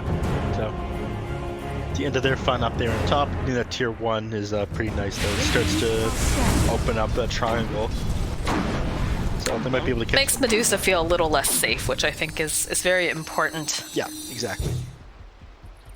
Getting 37 damage on this Underlord. He's already surpassed it. He is the better Legion commander. Dire are scanning. It always feels a little bit odd, like if you're a hero that gets all this permanent damage and you have this aura that gives you the passive damage as well, you're not sure whether or not you should just build damage items or you should continue to like build around being a bulk utility hero as like offlanes are traditionally built. Oh, bounty! Long time, like heroes like a Legion commander and a Batten were just W's. Yeah. They were literally just W's, nothing else. Depends on how you want to play it, I guess. I mean, they really do need someone to follow up with the Puck and Pangolier, right? W's in 2 senses. You get the wins and you just press the W. That's what you do. W's for winners. Diffusal Blade is completed though now in Spectre, so these chases are going to be a little bit easier for RDO. As long as the Legion commander isn't over there to hit the W. You got the 6-second cooldown on the Spectral Dagger, and you got the Diffusal Blade, so there's just no getting away from the Spectre now. There is in the top lane. Looks like they found themselves King RD. A lot of damage being poured out here from this Enchantress. One final hit, and that's going to be even more permanent damage coming over for the side of this Underlord. So Sexy Fat, he's becoming an even bigger, thicker boy here. What a surprise. Dire's middle tower. And is that Deso? Roshan right now, they might decide to take this. They don't have lifesteal, so they are at a little bit of a risk. They do have an Enchantress though, so Enchantress just sits in front of Roshan with Untouchable, pops with Nature's Pendant, she's in a decent place. But no Sexy Fat. Unfortunately, Firestorm does not work on Roshan anymore. No, I remember that everybody gave Zyori hell for that when he said that during a cast. And there are just so many changes. I would like to point out the fact that Puck has a Desolator. I just noticed that. Rolling. Oh, the X, the lift, the cancel! Oh, he is just obliterated. They can't contest this now. Maybe they can get a snatch. Demandy, he was trying. He manages to go to get the kill on Roshan, and he gets the Aegis. Mandy, God, he is in a lot of trouble though here now. Can he get out fast enough? Oh my word. Mandy, God. He's gonna get away. He is. Is absolutely going to just walk away from this engagement. I got away with that. I'm gonna tip Mandy after that. Yeah. That was dope. That was great. Oh my god. Everyone tip Mandy. But in a good, wholesome way this time, because that was very impressive. Builds himself, gets out. That's the problem with their what they have. They don't have really hard lockdown for this Puck. Yeah. We were talking about that in the drafting phase. Again, a lot of Kunkka's ability is not that great at locking down. The only thing they have is telekinesis, and that's got a 22-second cooldown. Once you've exhausted that, he can dance circles around your team. Because of that, he's 4-1-0. And because of that, he just stole Roshan and the Aegis from you. Yeah, Mandy is a force to be reckoned with. Interesting that he opted. I wonder why he went back for the Deso, because he had the Ag Scepter queued up first. Does he feel like maybe they just need a little bit more damage for towers? I don't even know. God, we're getting close to rapier time on HFN as well. One thing that happens is, again, when you press your Dream Coil, you attack when you press Phase Shift, you attack everyone around you. Right. The boop. You apply Desolator to everyone around. Medusa's hitting many heroes at once, so you're softening them all up for the minute. But even then, I'm not sure it's worth getting Desolator over the Aghanim Scepter despite that. Especially with the recent Desolator nerf. reduced duration of the armor reduction. There's a chase going on, and unfortunately, Puck's not going to be able to make it out of that one. Yeah, they were What not got used on that? him post Aegis Steel. Where's my fight recap, Dota? There we go, fight recap. So it looks like they got a duel? No, not a duel. That's the press the attack. Okay. I mean, that'd be one way to lock down a Puck, is to steal the duel from RD. But it's like they're going to trade tier 2s for the most part. You can see some of those TPs coming in. Need to be careful, this Underlord. Got him next. He's going to go right back again. But he does manage to clean up. I don't feel like Dusa really seems to give a care, though. Yep, HFN will take it. Yeah, she is powerful. However, I do want to come home, deal with their base, at least send someone, right? Dusa's going to be left over there. Lucky Shot will proc over onto Murdoch. Throws out a Torrent. They get a little damage on the tower, but I think they probably want to go. Yeah. Oh, they fortified the creep. They're gonna chase They want her. You're not going anywhere, Dusa. Stone Gaze comes up though, does buy a little bit more time. That boat coming through with the X, so will hold her into place. They just chew through all of her mana. Oh my goodness. And the tits on HFN. That was sick. Oh my god. You see the Dark Rift, by then it's just too late. I mean, maybe you try to TP out as soon as you see that animation onto the creep, but it does take a second to register. Oh, God, in that moment, Medusa knew. It's definitely one of those, wait, what? Come again? Oh, I love it. Well, at least she didn't have the rapier yet. That would have been a lot worse. That would have been a disaster. That was the goal right there, though. I think she's still got a queued up. She's got the Sacred Relic. She's just about to kill that creep wave. She would have had enough to go for the demon. Well, this is a good duel, though, as they just erase Duster. RDO saying, thanks for tanking that for me. I definitely don't want to be a part of that, but they don't have the Dusa, so I think now is your chance. Put some more pressure on the tower. X marks the spot getting placed over here onto Dunal. Will be followed up with the Torrent. He's going to be able to go swashbuckle away, but they have the Diffusal Blade. They're going to try to chase down Dunal. They're not going to be able to have it. They'll be turning back around on King RD. They'll go and they'll use that ultimate from the Oracle to keep him alive a little bit longer, but they'll be able to easily turn back around and take down the tower. Does anyone have a Quelling Blade? Radiant's middle tower. Nope, that's just a Manga Cat. Okay, there we go. Quelling Blade's on the Underlord. That's enough of that. That's enough of that. I didn't even see this Quelling Blade on the Underlord. But yeah, I think that made it even harder for me.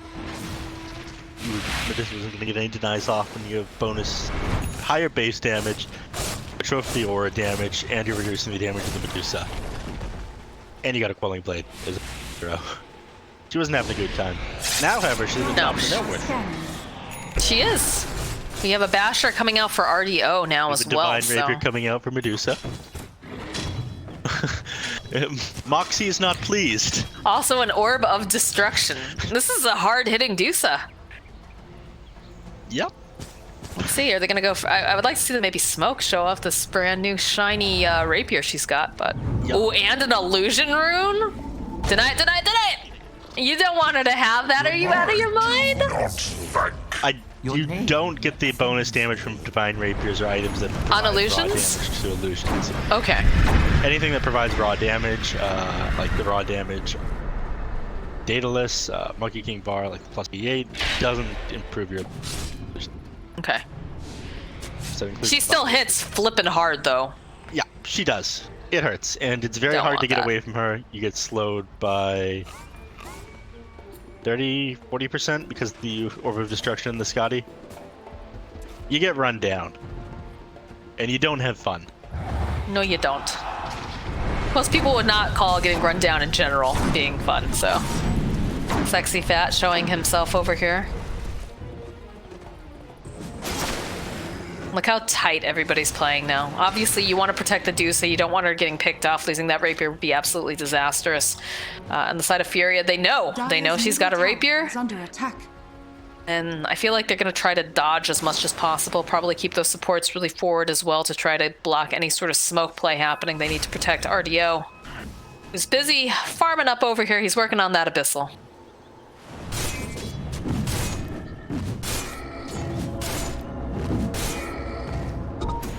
Here, they managed to take the outpost.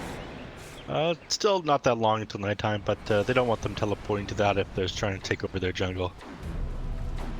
Okay, we have a smoke coming out from Pain. I'm ready for some damage here, boys. I'm ready to see Are they gonna walk up to the high ground during God, please. the daytime? No. At least it's daytime, right? Usually it's the nighttime smoke into high ground. Oof. You hate to see it. You hate to see it. If you're Pain, I would just play this safe for a little bit up until I get Aegis on the Medusa. Look at this. Sexy Fat's already like, alright, the Uber's leaving. Get in the bus. Bye-bye. Make everybody come bomb to us. We'll clear them out of our jungle. Let's go. Well, King RD is a little bit sad, I have a feeling, because he really probably was hoping to get some of this. Oh, the TP's though. The TP's going over there. We get a little bit of a fight off to the side. They'll be able to go and take down Dunao. It's going to be a duel on the backhand side. They have the BKB over here on Murdoch. HFN following up here. It's got the Stone Gaze. This puck already being... Look at the damage coming out as they're just shredding through Murdoch. That BKB does not matter, my friend, as now the buybacks are coming out. They want to get in there as fast as they can. Sexy Fat trying to hold him down. This Rapier doing so much damage, though. RDO, he's focusing down the Stusa. He wants to take him down. He's got the defusal. They're going to be able to do it. They're going to be able to take it. They're going to be able to take him. They took down HFN. There's a Rapier down on the deck. The tip comes out now. King RD says, oh God, I don't want anything to do with this. I'm out. See you later. Bye-bye. Au revoir. Every kind of ways to say goodbye. Bonne nuit. It is nighttime. Let me go here, guys. Stops to farm the wave. King RD. King RD. He's not getting out of this one. Come on. Okay. All right. Come on. You're always going to have vision. If the Spectre throws the first dagger on you, and he's chasing you, and he's got that spectral... I know it's funny. I know it's sorry. But yeah, if the spectral dagger is on you and she's got that talent, she's always going to have vision on you. And there's just no getting away because she doesn't have that talent portal scroll. It was on cooldown. Just dies. So get a couple last hits in before I die or try to stall. I don't know. Why did they want to fight if they didn't have an Aegis on the Dusa when you've got a Rapier, is my question. I guess they were just feeling super, super strong. Oh God, Mandy. Yeah. They were feeling super, super strong. Unfortunately, Spectre's got a Diffusal Blade. He managed to clear out the Medusa illusions right away. Junal here doing everything he can, but I'm not sure it matters. No, but I mean, props for him by using his spells. He's trying to keep him off. They don't want to have to buy back on the Deuce, especially after she's lost that Rapier. Look at the damage coming out of 444. Scotty slows him down just a little bit. They'll follow up with the boat, get a little bit of that buff. I think Furia, you're pretty gosh darn happy right now. You're just, oh, the duel! Did they cancel it out? I think you could have got some nice duel damage off of that, but I think that was the right play. Yeah. 146 permanent atrophy damage. Sexy Fat. What a Legion commander. Uh-oh. We have a little bit of a pause. I'm sure Pain Gaming understands the pause after earlier today. Furia has been playing out of a team house. They've been having a little bit of difficulty, and I believe that Pain is also at least playing out of the same area. I don't know if they're boot camping, if they have a house, or if it's a cafe that they're playing, but they have had some connection issues on and off today. So classic SA Dota. Well, probably not going to be that bad. Again, after waiting so long, probably not going to throw the rulebook at another team after what happened to them. But I don't know, you might. But you might be so tilted that you think, well, it happened to us. So I mean, rules should be rules for everyone. Like that is at the end of the day. I think like the worst thing that happened was the fact that we waited so long for a ruling to be called. Yeah. But again, admins did their best to be understanding. You do follow the rules, like in the lobby afterwards. The team like extra time. They said, okay, you guys can have like we already were half an hour in waiting. Like, okay, you can have another half an hour if you really more stable. We don't have to start right away. So. Well, it's just tough too because it's not just this region that has run into this issue. Unfortunately, you see a lot of this going on in SCA. I think one of the teams actually lost because of it, which is absolutely heartbreaking. And well, if that's again, the case, then you need to follow the rules for the other region. Exactly. You can't make rules for one region or one game and then not keep them for the others. It sucks if you're a fan of Pain Gaming, obviously, but that is how it works in esports and in other sports. Although you don't all drop out of other sports because you're raining. I think both. That's true. That's very, very true. Man, look at how fast this Underlord is. I like how he gallops. He's Look at him. Ba-doop, ba-doop, all the ba-doop. Guardians gallop. I think that's your Lord, another Guardian. Is that a lore thing? Yeah. Who else gallops? Enchantress. She's a Guardian. Oh. Huh. Interesting. So the thread connecting the two of these guys, they just both like to sproink. Yeah. One just sproinks a little prettier than the other. Look at them together. Oh man, this is adorable now. Oh, the cute little Guardians. Look, they like little holding hands too. Ba-doop, ba-doop, ba-doop. All right, even I have to admit that shit's fluffy. Sorry, guys. Anyways, back on topic. Medusa does not have the Divine Reaper anymore, but she's going for another one.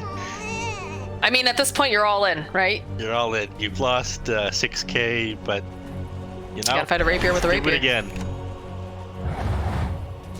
This Roche is gonna be very important to get in your paws here, depending on if you're Furia or Pain. I was very concerned when they started TPing in people, and they didn't have an Aegis for Adusa with a early rapier too. Like, I guess they were just feeling that confident. But smoke coming out from the side of Furia, hoping to catch out probably the Dusa, since that is her main stomping ground. Pinging her. I think they realize something's up on Pain. They don't see any. It's pushed in pretty far on top, pushed in pretty far on bottom. Oh yeah, they really are. Yeah. Furia, here's the plan. You wait till HFN gets the other rapier, then you kill him. Yeah. Then you mug him. You don't want to mug a poor person. You want to mug a wealthy person if you're going to be doing he's this. Rich. Take everything in his wallet. Wait till he gets off work with his paycheck. Oh, we're terrible. We're bad people. Are we the bad guys, Steph? We're the villains of this game for sure. That is the constant thing I ask my D&D squad. I'm like, I'm pretty sure we're the bad guys. Murder hobos.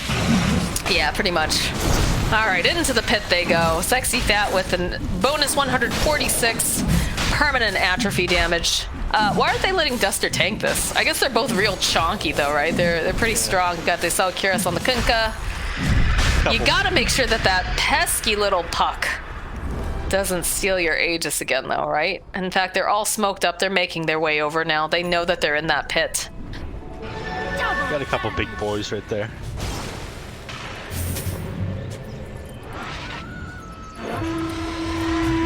Oh, it's half down. It is. This could be big. You get the Medusa. They're gonna lose it. Yeah, they are. They're gonna lose it. They're not gonna get in time. Sexy Fat, he's trying. It goes in. It doesn't matter. HFN gets himself the Aegis. The Rolling Thunder coming out now from Dunao. It's a very, very tanky Underlord, but there's gonna be the Haunt. King RD, he's looking for an opening. He's trying to find someone that he can hit, but he's not gonna be able to find it. There's gonna be the boat being thrown back in. Now Dusa, she's got another rapier. She can't afford to lose yet another one, but he sneaks around it. He's gonna lose it. That's gonna be the Aegis coming out first. They need to kill him again. They're trying to just keep this guy alive over here on the side. He's gonna lose it, but there's gonna be the ultimate coming out here. Try to keep HFN alive. He still has the rapier. He's still doing a lot of damage. Murdoch, he's got the BKB up. Sexy Fat, they're both very, very tanky, but Murdoch, he's not looking so good. Hiko's gonna try to jump in. He's trying to take down Mandy, but he's just taking too much damage. The Stone Gaze comes out. He had it. They're able to hold him down into place. This is gonna be the unknown, but still HFN, he's fighting for his life right now. He's trying to do everything he can, but it's another rapier on the Spectre, and I'm thinking this is looking like a game over at this rate, my friends. And there it is. They call it. GG. They've lost 2 rapiers. That's Stone Gaze. I mean, he does this with such big ultimates from the enemy carry. He can't be stopped. Oh my god. It's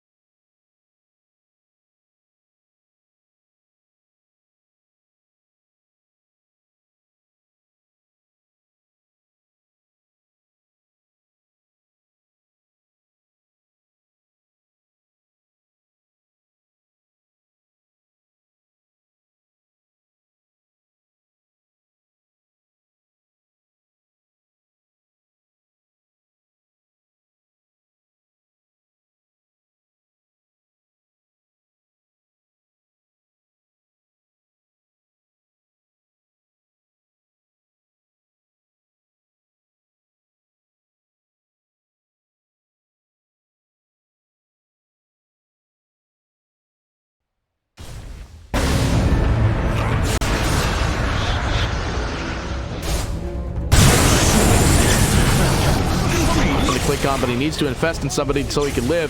Jumps into Abed, and they will get out of there, but Fly will end up going down with this transaction. They're looking for more, maybe. To dagger up in 2. They expend the Stampede. They want the Storm. They know the Storm has no mana. They drop the Silence. They break the Clarity. He is going to end up having a bottle from the Bounty Rune here, but no secondary Silence available. Abed is going to be able to zip a little bit, but it's not going to save him. They get the kill. Oof. That's huge for the Spectre. That is just huge. Just has the Soul Ring and Boots, but has, what is that, 3 kills on the board for Spectre now. 0 deaths, 5 assists. Gonna be a very scary Spectre soon. Yeah, the Relic is literally right around the corner. Is calling the courier out to the secret shop at the moment, and they're gonna get this one. You are.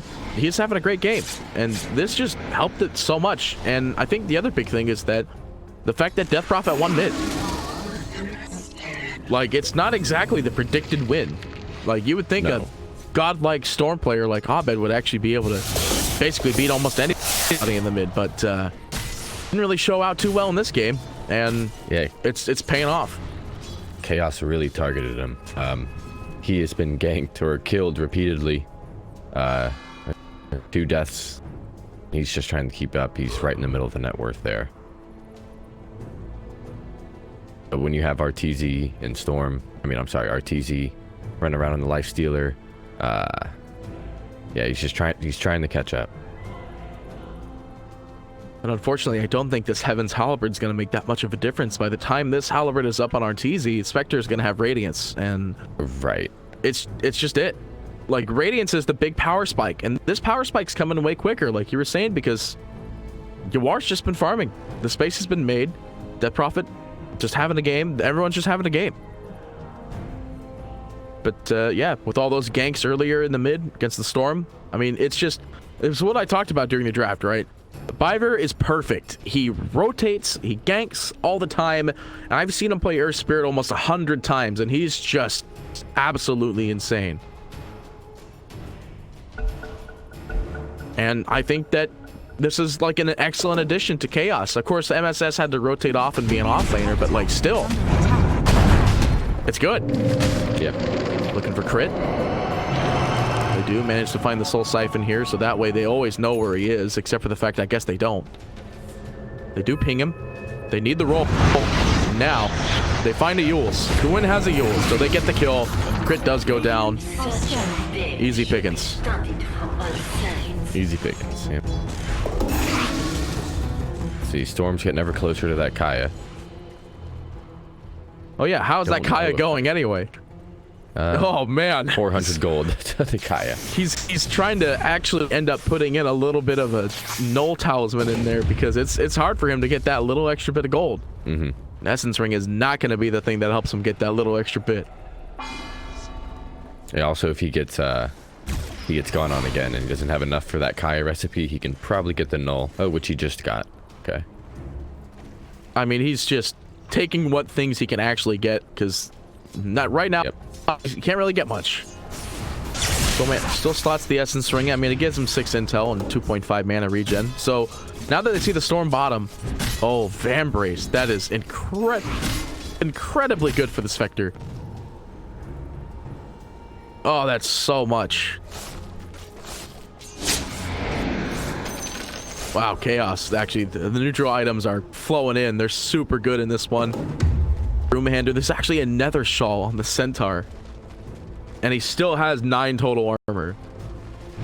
The beefy boy. Yeah.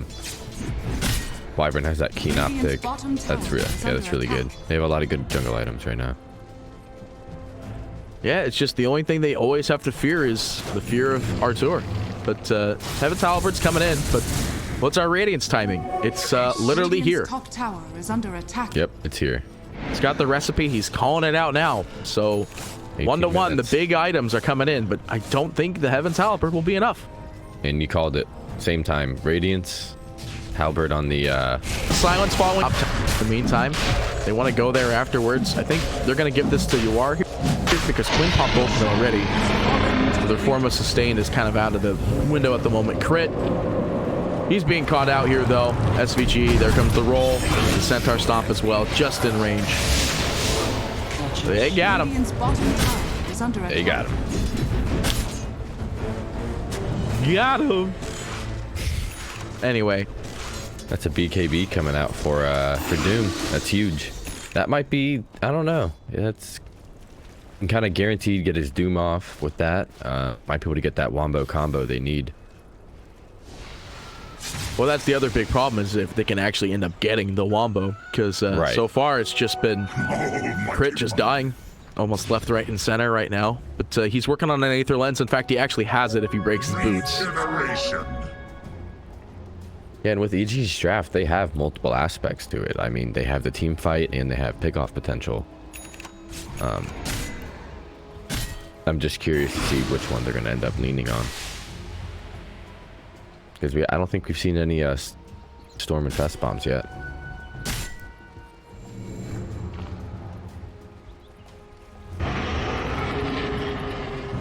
Looks like they're trying to get some D wards. I mean, I don't think they're really scared about this Infest bomb. There's nothing they need to be afraid of. I think Chaos are pretty much... They're running the lead. I mean, again, they have the Aegis on Spectre. He's got basically... Oh, hang on. Now. Storm. There's a fight going on the sidelines here. Quinn is going to be caught here. Does have a heals available, but the heals going to go at the last second. The roll goes out. The Spectre ultimate as well. And now they see that this is the Radiance as they see this so much damage is ticking away on the supports of EG. They do manage to slow down the stun for the Spectre for a little while, but the Winter's Curse goes out.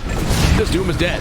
Ramses eats the dirt. Crit's next to fall. No, Ramses isn't dead quite yet. Yawar wants to chase him down. Does have a dagger and will land it, but it won't be the one to kill him. Roll goes out. Abed zipping away. Yawar thinking about diving, but you know what? They got the one kill that they did. They showed off the fact they have a Radiance, and I mean, you know, now that I think about it though, Yawar had Aegis. I guess they could have dived if they really wanted to, but you know, I'd rather play it safe than sorry. Of course. Of course. But I would have liked to have seen it. I think they really could have pulled that off. I don't know. They've been playing great. Chaos has just been all over EG game. Well, it's just they've already had one total series between EG. They went 2-0 against them, and they know that they got to switch things up against this team because they played exactly like Chaos did during the close qualifiers against the other teams. So Chaos have to mix things up a little bit, and that's in the form of Yawar Spectre. With Radiance, of course.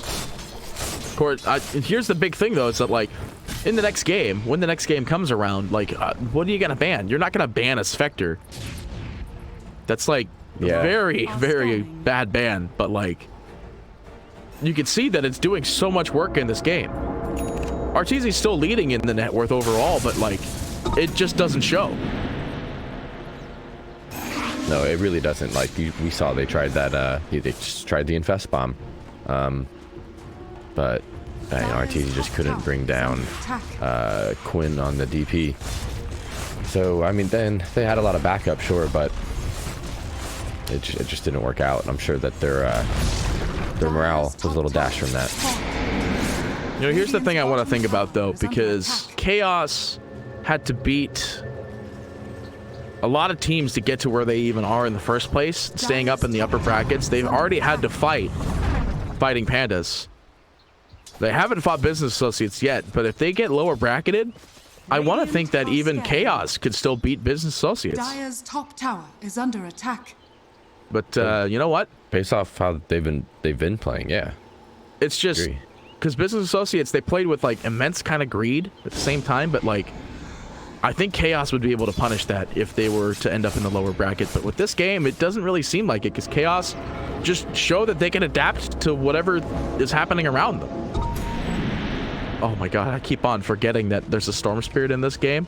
He is running at 7k net worth, still under the Centaur, and he's still trying to work for this Bloodstone. Abed just getting jumped on so hard every single fight. I like the little slight nonchalant little bash there. Oh, I forgot there was a Storm in this game. No, I did too a bit. Well, I mean, it's true. It's hard because, hang on. Yules, time the silence. We'll find it, and they start the TP, but it's not going to be enough.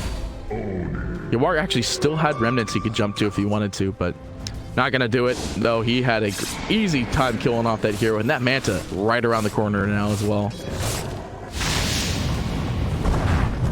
Chaos. There's an invis on MSS. They're gonna end up finding this poor Lich. They doomed the Centaur, but I mean, Centaur is your most durable hero, and he's got a pipe.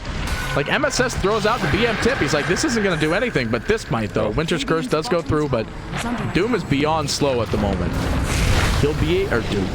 MSS beyond slow at the moment. He does have his ultimate available and most likely will expend Stampede to get out. And we do see it go out. Does drop the pipe though. Slows everything down for the time being. There's just no Lich around. They don't have the double chain frost and they're just clicking away. They find the kill on RTZ. There's no buyback on him. They find the uphill jump immediately on Crit. Crit's going down. The clicks are happening. You are going to work, and now they're going for more. The roll goes out. They caught Doom. Push not available, though. They want to get him, though. Piper just clicking away. He's the big boy himself. Ramses has to BKB to get out of here, but he re-engages and loses all of his HP in the process. Just off a stun, though. The dagger goes out. Does not land though, and he's not going to burn away. That's the power of this Quinn. Throwing Quinn exorcism. Power of this Quinn. ... Oh, crazy game. What a fight. Yeah, what a fight. Now here's the big thing. During this whole entire time though, Abed was culling the creeps in the mid, and he's doing it again now. He wants to make sure he gets to everything possible, but Abed's like, oh no. Not gonna do this mistake again. TP's out immediately as he feels it's a little bit too unsafe. Yeah, realizes he's got to do it, but he knows, I think, even more so that he has to play safe. He cannot die anymore. If EG want to stand a chance. EG again. They might be able to find Ramses here. They're gonna hold off for now though. BKB available for 9 seconds for him. Doesn't have Doom for another 35 though. There is no soul bind for another 6 though, so they want to wait for that. In reality, they still have chain frost, but it's only level 1. Abed culling the creeps again in the mid. This is what they're going to be able to do. Chaos, they smoke up though. They want to find anybody, and they're going to find Abed again. Oh my god. They do not land the Yules. The roll's not going to find, but they actually find the Doom instead. The silence goes out on Viber, and Viber's just like, all right, I've been solo Grimstroke ulted. I'm just going to stand over here all by myself and not chain. Now we have the Spectre in the back lines. There is Beach Ball, but just not doing any damage. You are unfazed by this, burning all the heroes away. The supports of EG just getting picked off. Viber does manage to go down, and there is a Doom on Quinn, but the BKB was there, slowing down this overall damage, and the aggression just not going to be enough. Ramses does drop the stun, but again, Quinn coming back in. The roll from Viber because he bought back. Does manage to find it, and RTZ starts the TP away. Oh, they could have timed that perfectly with the Prowler, but I don't think they would have been able to get it in time there. But still, they got 4 heroes for this. Not the Storm. They got 3 heroes for this, and they forced a buyback from Viber. But Viber is not afraid to buy back for this, and it's definitely exactly. Never mind, they got Storm. They got 4 heroes for this. Wicked sick. In the end. And now, you're going to go check the Roche. It's up for another 40 seconds, though, so they're not going to be able to get the jump on that. But Dire expending Fort to slow down the aggression on this bot tower, though it doesn't really phase MSS here. Man, I don't know. This Lifestealer, he just cannot get the damage out. He really just can't do it.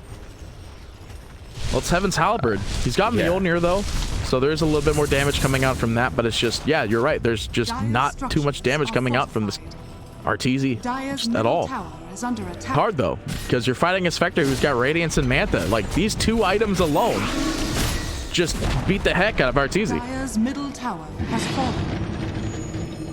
Like, what are you going to do? Now the Abyssal Blade's going to be next for the Spectre. She's just going out of control. Yep. Duar's got Basher. That's a scary game now. At the point where she's Ramses unkillable. What are you doing, bud? What are you hanging out over here for? They land the stun. Quinn comes in. The stun comes follow suit from MSS, and they look for the kill on Ramses here, but there is enough resistance for them to get out. But still, like, they just expended basic spells and put Ramses down to half without even trying. Radiant structures are fortified. Just shows their power. And now we have the couriers in the Roshan pit, where we now see the new Roche being alive. Top tower has been denied. This is a bold smoke, Pete. This is a bold smoke. Radiant. Oh, EG smoked up. Yeah, you're right. They dropped the scan. There's no Doom available for Ramses for another 10 seconds. Radiant drop the scan. They find nobody there in that immediate vicinity. They do see that their outpost is about to be taken, though. And now it's taken. So they do see that the outpost has been taken. They don't know where the enemies are, but Chaos are smoked themselves. They're going to try to bait it out with MSS. They have the pipe available. They see the sentry that was placed. They know that they're there. Like, they know that they're smoked. Whoever is still in the smoke is just not going to happen. And this storm, smoke's done. Chaos, though, they're not quite done yet. Abed just hanging around. They still have the infest bomb ready to go, but I just don't think it'll be enough. It's not a lot of damage. There's a pipe. Classic standoff. Yeah, the classic standoff of I'm going to click your creeps while my team is actually just going to line up for Roche. Yep. See if they realize. Yeah, I think. Well, it looks like they do. They don't have a smoke to get in there, though, is the problem. Oh, no, there is one on the Lich, but the second that they do it, it's going to be a real iffy smoke here, and this Roche is already at half. And they didn't have to pop Exort for it either. This sucker's dead. Middle tower is under attack. Yoar's actually just going to solo it. It's going to take both the cheese and the Aegis, no doubt. They know that the Roche is down. EG are trying to retreat now that they know why the aggression was not happening. Cheese given over to Quinn on DP. I think that's a pretty safe pick. Yeah, him or Centaur would have been fine. Centaur's beefy enough. I mean, this isn't at all like the game where Brax got immediately jumped and dies within literal seconds in the base, but thinking of being jumped and literally dying within seconds. Ramsey's getting pretty close to that. Half the BKB, but the Winter's Curse is going to be thrown down to slow this up. And this looks like a dead-looking hero. Ramsey's with no buyback, so there's no double doom available for this one. Okay, being thrown out by Piver there, and you know what? Yoar's just free game. They do have to bring in the TP from the Lifestealer, who's farming the bot wave at the moment. Tried to jump in here, but I don't think there's much to jump on. In fact, the Bash is there immediately. They drop the slow, but it's on the wrong... it's not the wrong illusion. It's just on the wrong Spectre. And this is an easy kill. These racks are dead. You don't have Doom, and you can't bring back Doom.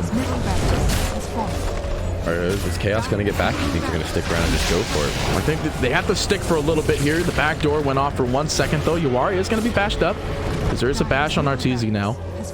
But it's just, what are you going to do? You just had Quinn come in, drop ultimate, exorcism. They'll just be back again in another minute. Aegis is still up. Yoar still has to play a little bit careful, because in comes the Storm. They do manage to find the Zip, but there's nothing following suit. The stun's going to be there. Quinn channeling his animation for the stun here. Does manage to throw it out the last second, though. Finds the stun. The Spectre ultimate expended. It's just Arteezy with literally no HP. The roll's going to whip. Arteezy does not manage to... No, he actually does manage to get in. Ramsey's at that time. They still manage to have the TPs come in, though. The Doom is going to be there, but it's only on one. They do manage to drop the Winter's Curse. The Glimmer Cape's going to be there, but Arteezy is completely null and voiding it, and it looks like Death Prophet's going to be perfectly fine. They do manage to throw out the Beach Ball, but it's not going to do enough. The silence goes out immediately on the Lifestealer. The Lifestealer turning around MSS. He's trying to DPS him down. Viper goes down with Abed zipping through. Arteezy clicking away. They're going to go for this Death Prophet DP. Pretty low. They have the Aegis, though. Yoar bashed up immediately. They want to get the kill on Arteezy. They're going to get him. They finally do it. The Bloodstone's going to be used up for Abed. They're going for as much as they can. The stun goes on the sidelines. MSS clicking out on Ramses. This is a dieback for him. Never mind. He never popped back in the first place crit, though. Hanging on the sidelines is going to be slowed up. Here we do have MSS with the blink up, and now we're going to see the double edge follow up, and the follow up stun doesn't need it. It's going to end up getting the kill, and that is basically a 5-man wipe because all the buybacks went out. Huge team fight. A lot of money going up and down. Oh yeah, that's almost a 5K net worth swing. 3 total buybacks. The Storm bought back. Oh my gosh, that's so much money. That's basically a GG there, Pete. I don't know. That might have been the last bit. I think they're gonna, you know, shout for the Alamo and defend the base one more time. But I think that was it. I don't think there's much you could do, like you were saying. It's just, there's literally nothing. They just... Yeah, Spectre's unkillable. You can't do it. Well, here's the thing. They killed the Aegis, so that does mean she is killable. Well, sure. But, like, not anymore now. Because she's got another item. I believe it might be coming in on the courier. I don't know if this is her courier or not. Oh, it's just TPs. So she already has her item. She's also got the Titan Sliver, so any stuns that are even used against her, it's just null and voided immediately. Yeah, and now that her team knows, like when she had the Aegis, everyone's, you know, that mentality kind of sets in like, whatever. But they won't let her die. Oh my gosh, this Heaven's Halberd coming in just in time. They end up dropping the Winner's Curse again. Not much they can really do about it right now, though. They do manage to get the ultimate out from the Crimstroke, and the Beach Ball does get thrown out, but it's actually not doubled, but it doesn't matter. There's just no damage coming from this. Yawar is just completely unfazed. The only person that might end up dying out here is MSS, because he's just caught on the wrong side of the hill, but no, he goes Invis. In comes the Glimmer Cape of the reveal coming out as well. They will at least get MSS. Abed zipping around, trying to find anybody, but the TPs are happening. The only person that might get caught out again is still the Winter Wyvern, but I think, again, they'll still take this trade. They're perfectly fine. Well, except for the fact they do obviously get Biver that's down at the secret shop at the time as well. That's a huge hold for EG. That was massive. They really took advantage of Chaos just kind of getting a little out of position there. Once they saw that Wyvern ult was down and stuff, it was just game on for them, and they were take a couple kills, and that's massive. They really needed that. Hopefully this will help them get back into the game. But it's a 14k net worth difference still. The Spectre is going for the Butterfly next. Here's the thing, the big cores didn't die. Of course MSS did die, but like, it took them a long time for them to do that. Chaos a little bit shaken from this, but at the same time, they still had a tier 1 tower they had to go through, so they still have a fort. I don't think they're going to need to use it here. Spectre Dagger goes out. Go ahead and cue the wave with Crypt Swarm. They might try for the mid or the top tower here instead. At least Arteezy's going to clean up the creeps here for the time being. He's got a lot of attack speed from that Mjolnir, as well as a 30 attack speed talent at 10. It looks like EG. Yeah, a lot of attack speed. Cheeky smoke going out. They're hanging out at the Radiant Triangle here. Ramses. Was he revealed? I don't know how he managed to not be in that. Does have his Blink Dagger now, though. She's just... don't really know what's going on. It looks like Chaos trying to do their own smoke here, and they're not going to find anybody either. This is fine, though. You know? Both smokes, no one's dying. Is under attack. But we want that speed. We want some action. We want death. Yeah, that's exactly what you want to hear from your co-caster. We want death. Do it now. Some destruction. Dire's courier has been killed. Well, they clipped Crit's courier. Had a Glimmer Cape in it by the looks of it because he had the Shamulet. Radiant's top tower is under attack. Radiant are scanning. Radiant's top tower has fallen. They do manage to get the top tower though. Chaos smoking again. I don't know if Arteezy or if they're smoking again. It doesn't look like it because there's only 2 heroes here. Arteezy starts the TP. Will be enough though. They find the Abyssal Blade immediately. They're looking for this jump on Arteezy. There's no TP for him, so he's just dead here. They might be able to get Crit as well because they know that Crit's over in the jungle here. They start the TP. There's the stun. The follow up. The double edge. MSS will clean house. Centaur giving the best line, say, for any time he kills with anything. Vladimir's looks like oh, never mind. Nope, Centaur's just going back to Ags. Hang on, they do see Ramses in the mid here. Just one little quick glimpse. Storm's zipping in for this regen rune. Has to pop the clarity.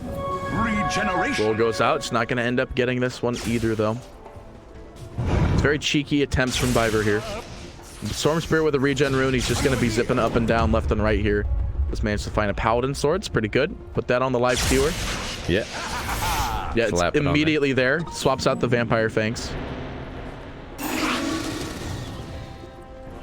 Radiant's bottom tower is under attack. Roll. It's going to whiff again, though. They're just trying real hard to either pick off or they're just going to keep going for more. Just don't really know what they want to go for here. I think Chaos actually want to wait for the next Roshan. I think that's the big play here. Because they'll get the next Roshan, they'll re-engage. This could be either the Shard or the Cheese Roshan as well.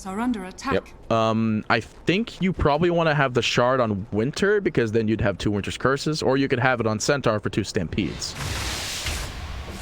Because you can't stack Haunt. I'm pretty sure the second you do another Haunt, it just, all the illusions also disappear. Right. I mean, it would have been Death Prophet ult doesn't stack either. But yeah, this is going to be interesting. I think Razor's the only one that does. Get. Have a weird stacking. It's old. I think that was like the build for a long time too. Like I remember when people played Razor so much, you got Ags and Refresher, and that's all that you did. You hit buildings with Ags Refresher. Yeah, what patch was that? Oh wow. Long time ago. Yeah. Very, very long time ago. Do you remember the ho ho ha ha meta? Of course. About 2 years before that. Oh, okay. 2 years before that? I don't know if I was around then. Oh, whoa. Abed. Woo. Ooh, careful there, bud. Woo. Zipping in. He really wanted that rune. He didn't get it. You got the haste now on your war. He's also got a regen rune. MSS, he knows that there's heroes up here. EG, they're not smoked. They're just up there. Pinging it out there like they know that there's one over here. MSS walks up to the high ground from RTZ, drops the silence. The disarm's gonna be there, and they drop the global from the global. They drop the Spectre Haunt as well. Going for more. They want to find any targets here. They do have the ult though, but it doesn't double again because the Yule's up in the air. So at the same time, they drop the Winter's Curse. I don't actually know who it's on. Actually, it looks like it's on Lifestealer. It's gonna be the forced silence out there though. Spectre extremely low, trying to find a way to regen, but still manages to go down. That's beyond godlike you are. Chasing back in because guess what? The outpost. Never mind. That's not their outpost. They're trying to find a way in. It doesn't matter. They don't need him. EG, they lose 3 heroes. They max buyback on everybody. Again, they stun out the Ramses. They come back in. In comes Arteezy. The silence not going to be there in time, though. Viper's going to be up in the air. They do manage to find the kill on the storm, but Arteezy's clicking away as much.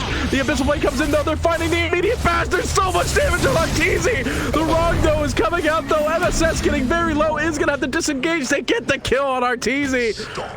They're gonna go. They're gonna end this game. The GG's being thrown out. EG are done.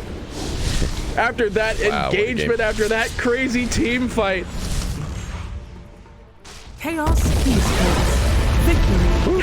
That was something else. That was so much lifesteal coming out from lifesteal. I mean, really living up to his name there. It's Paladin Sword, man. It's so good. It's HP yeah, very good. increased percentage, 17% extra lifesteal on top of his already existing. That's crazy. Plus, he had evasion, so, you know, he missed some of the attacks. There wasn't any Monkey King bars in the game yet. Obviously, no divine. Oh, well. Arteezy had the Monkey King bar, I believe. I think he picked it up late.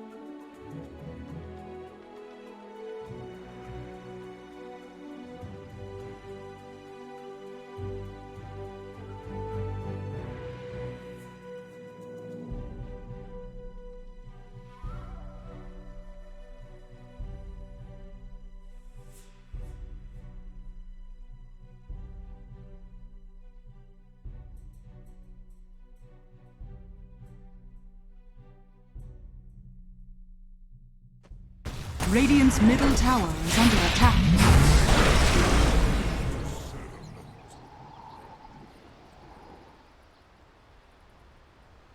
Your name. Radiant's middle tower is under attack. Handsome devil. 5 on the Juggernaut. You have to have felt so powerless right there. Then take this time, get yourself some neutral items. I'm not sure what they have so far, if anything. 2 so far. Keen Optic and 4-man shield. But the Juggernaut needs more. He is so far behind right now. So far behind. And even this Meepo, we worried about this too, right? Yeah. We worried about the fact, oh god, I'm still on last hits and deny. Sorry guys. Still technically in the laning phase, only a minute past 10. We're supposed to switch, so called. So called, but now even this Meepo though, you know, he's sitting at about 5k net worth, but it doesn't feel like we're seeing the impact that a Meepo typically does because they do have solutions to him. They're now finally hitting that level 6-3 Wraith Band. This is a pretty desperate build, shows how far behind he knows he is. Oh, King RD. They'll use the Doom. I don't even think that was necessary here. Well, again, you take what you need, or you use what you gotta use. It stops him from wanding up and then using press the attack. Radiant's bottom True. tower Although, is I under don't even attack. think he had enough mana for that. Radiant structures are fortified. I guess you've played a lot of tiebreakers. You're tired. You want to finish up the match. I don't know. Well, the Leech Commander did get away from the Doom last time. Maybe just thinking, not again. Yeah, that's true. Having a little bit of PTSD flashbacks that one time he got away with almost no health. Commander, the one that got away. Are scanning. I don't think that's how the phrase is supposed to be used, but okay. It's true. She did get away. It does give Juggernaut a little bit of recovery time, but I don't think he's using it that well again. Minute past now, we're just 1 level. Radiant's bottom tower. What would you like to see him do? It does have that level 6 online now, but an Invoker's probably not the target that you want to use it on, considering that he could just pop up a Ghost Walk at any time. Meepo going through the jungle here. Is under attack. I spot to now. That sentry. Besides, he doesn't want any part of this. Leave. Curious just all over the map here. They're spread out. They're taking over the jungle. They know that they need to put pressure over onto HFN. Radiant are scanning. Another Centaur picked up here for Duster. Middle lane. There was a Meepo there, and it looks like they're about to lose a Lich too. It's a good avalanche. Oh, the Chain Frost is going to be able to get a couple of these bounces, but Hiko managing to steal that spin. Top lane. I just feel like Pain is falling apart right now. King RD, they were looking for that Sunstrike. They're not going to find it, but they find him over in the corner. Murdoch does have to be a little bit careful here. There's just so much damage here. Can King RD make it out alive again? No, he is going to get taken down. They'll lose Murdoch, though, with a good rotation coming out from the Jug. But RDO, he's so strong right now. He's going to chase after this Tiny sitting at level 7. He's just going to pin him into place. There's a Doom here. There is no Doom available just yet. Is he going to be able to get it off, though, with that Avalanche? It's not looking like he's going to be able to do it. RDO now forced to run away. Duster trying to slow them down, trying to throw some body blocks out. He knows, all right, if someone's got to go down, it's got to be me. Just a little bit too They missed the net. On the slug. They can't finish him off. That was a beautiful toss. Okay, it looks like a Jetter's going to go down here. Yes. He'll make it out of this one. That was fun! But that's a toss it back into the Juggernaut while he spun and the Meepo was hitting everybody. That was absolutely beautiful. Turn the fight around. So nice on Dunal for pulling that one off. And like you said, Beastcoast, we're just getting circles run around them. Use a break right there. Dire structures are fortified. He's coming back out now from Sexy Fat. He was not able to use that Doom during the last fight, but looks like another fight might be brewing again as they manage to go and grab HFN. He's going to have to spin. They do manage to get the Doom off.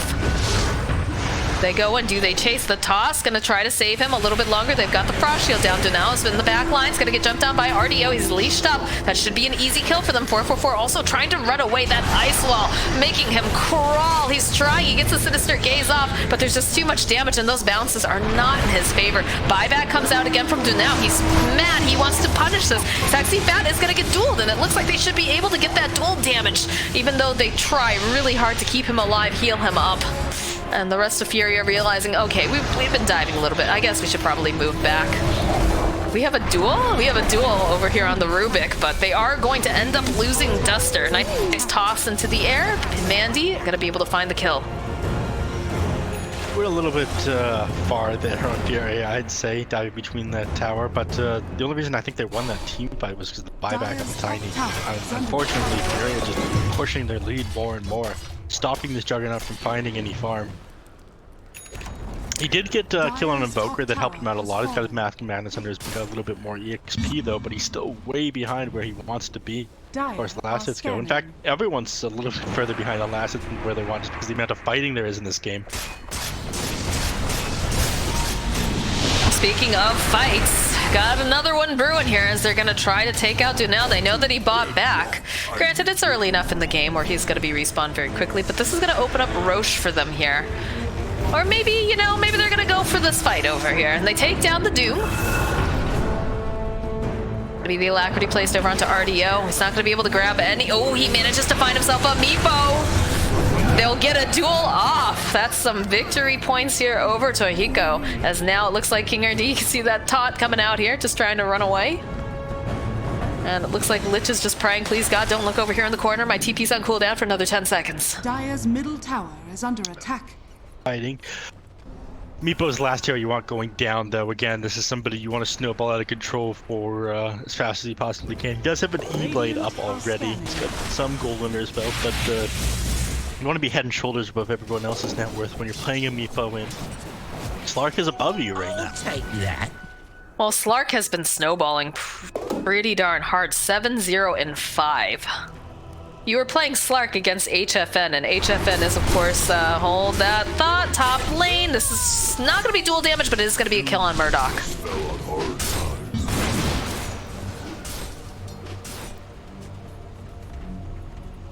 Okay, no problem. But yeah, it is. Servers real quick. It is interesting just because of the fact that, you know, HFN known for being one of the best Slarks in the international scene. Actually, I know Grant also talks about this, and the fact that RDO is playing it to this capacity, whereas HFN is kind of forced into playing Jug. And again, you know, Jug is gotten some buffs, but I don't feel like he's the kind of hero that HFN is going to necessarily really shine on. It seems almost like a really safe bet sort of thing. So. When you were talking about that at the start of the game, that he was safe, but he didn't do quite enough. I was saying that, okay, I think this hero does pretty well against Enchantress lane him there, but they opted to lane him against the Slark as well. I think that you want to lead the Legion Commander against Legion Commander and Lich, maybe Juggernaut do his thing in the bottom lane, Doom, but that's not how they chose to play the lanes. Yeah, and Legion Commander has really good damage when you're trying to trade hits and whatnot because of being a strength hero, so a little surprising that, oh, whoa. King RD? The steal coming out. Tornado connects over onto King RD, or nope, over onto 444, my bad. And that's just a very dead Lich. Now, you don't have to worry about a Chain Frost. Do you go in the pit now? Do you deny the Meepo the chance to get the... Yeah, you do, apparently. In they go. And the most you can kind of hope for is maybe, you know, you send over a Tiny to kind of interrupt them a little bit. You get the net thrown out, but it's not that great. You still don't have a Blink Dagger on the Meepo either, so it's not like you can just blink in and grab it. King RD sitting outside the pit, though. He's trying. That avalanche followed up with a tornado. Lich is up now. Meepo... They're with one of his Meepos, the other two still farming. I'm not sure how committed they are to doing it. I'm afraid you gotta make sure you... Yeah, look at this 444 coming forward here. You don't want to go too far. It's taking a long time. You need to get the good Chain Frost off to be able to win this fight. You do, and they're already chasing them back. There's a smoke coming out. There's a duel being used as well. It's going to be able to hold the Doom into place. The Chain Frost, though, not going to... Oh, it does get a couple nice bounces, though, into this pit. Can RDO finish it up fast enough? HFN going in here. He's got that Frost Shield on him. Can they find us? Who's going to get the kill on the Roche? It's going to be the Radiant HFN. He gets the Aegis. This is looking great right now. except for the fact that he is doomed, so that Aegis is immediately null and void. As the rest of the team, Mandy already TPing out. He doesn't want to be here anymore. HFN, though, left behind here with the rest of the team. He's got the Frost Shield on. RDO trying to just chase after him, but it doesn't look like they want to commit to this at this time. This right here was the big break that Pain needed. They got a pretty good chain frost off of Roshan, started bouncing right between that Slark and the Roche at melee range. He took a lot of damage. He got a little bit scared there, and again, getting that kill on the Roshan and back up on the Juggernaut really won them that fight. So 2 buybacks coming out from FURIA on Duster and Sexy Fat completely turned the tide of this net worth advantage. Look at that jump. Now we're just 1k up on FURIA. Game has been turned back to, I guess, no advantage. Pain Gaming does not want to be sent home from these qualifiers already. It's been a rough day for them. They say no. Pain Gaming says no. So, speaking of, they're all grouped up here. I'm not sure if they want to take a fight immediately after that, but they might be feeling a little bit hungry after that last engagement. Who aren't that much stronger than FURIA, though. They've been playing super well this game. Well, you know that they don't have the Doom online right now, so maybe that's another perk of trying to push the envelope just a little bit. There's a lot of spells that were used. They're playing very tight right now on FURIA, though. Well, they've actually broken off on RDO. Yeah. So now, the lift. They're gonna chase down Duster. They've got that Sinister Gaze. This should be the end of the Enchantress here. So she's healing up quite a bit, but she will eventually fall. They want this middle tower, and I think they're just gonna have to give it to them. So, finally able to play on the enemy team's side of the map. They get the second tower under their belt, and they're feeling a lot better than they felt a minute ago. Yeah, absolutely. Casual tornado thrown out, trying to mess with King RD. Go pop the drums. I don't think you want to let them get, duel now, right place, right time, into a duel. It's a thing of beauty. You love to see it if you're a Pain Gaming fan. You hate to see it if you're Invoker, though. You really do. You don't want to see it if you're Invoker. You'd rather be blind and not see it. After this Roshan win. Dire's middle tower has fallen. Slark has been unkillable so far this game. He's got banned by a thing. He wants to cut this creep, but... I mean, that's the best that he can do without having that Invoker up right now. He is pretty reliant on that. Not actually going to be able to get the final hit on the tower. They'll drop back HFN. Nice chain frost, though, in the middle of a creep wave. Might be able to get some decent bounces. So it goes back and forth. 4-4-4. He's trying to get the head on the tower. Look at him go here. As now Juggernaut HFN does eventually fall. There's going to be the jump over here, the pounce from RDO, as he's trying to get the kill from King RD. He's going to try to TP. They don't have anything to cancel it except for the leash coming out now. One more hit will do the trick. That's 3 dead on the side of Pain Gaming. Dunao's already TPing out. There's no getting away from this Slark once he's on you, and you're in that situation without the Juggernaut. But they did manage to get the Doom onto the Jug right away. That'd be good. Stop him from Blade veering away or getting his Omni Slash off in the team fight. So they did Invoker there, they did manage to hold. Felt a little bit awkward during that fight though, because that tower was sitting at like 1 HP. The Lich was trying to finish it off. He missed the first I think he figures. Yeah. He figures he's dead at that point anyways. He might as well try to get the tower, but the couple misses was just... Yeah. Feels bad, man.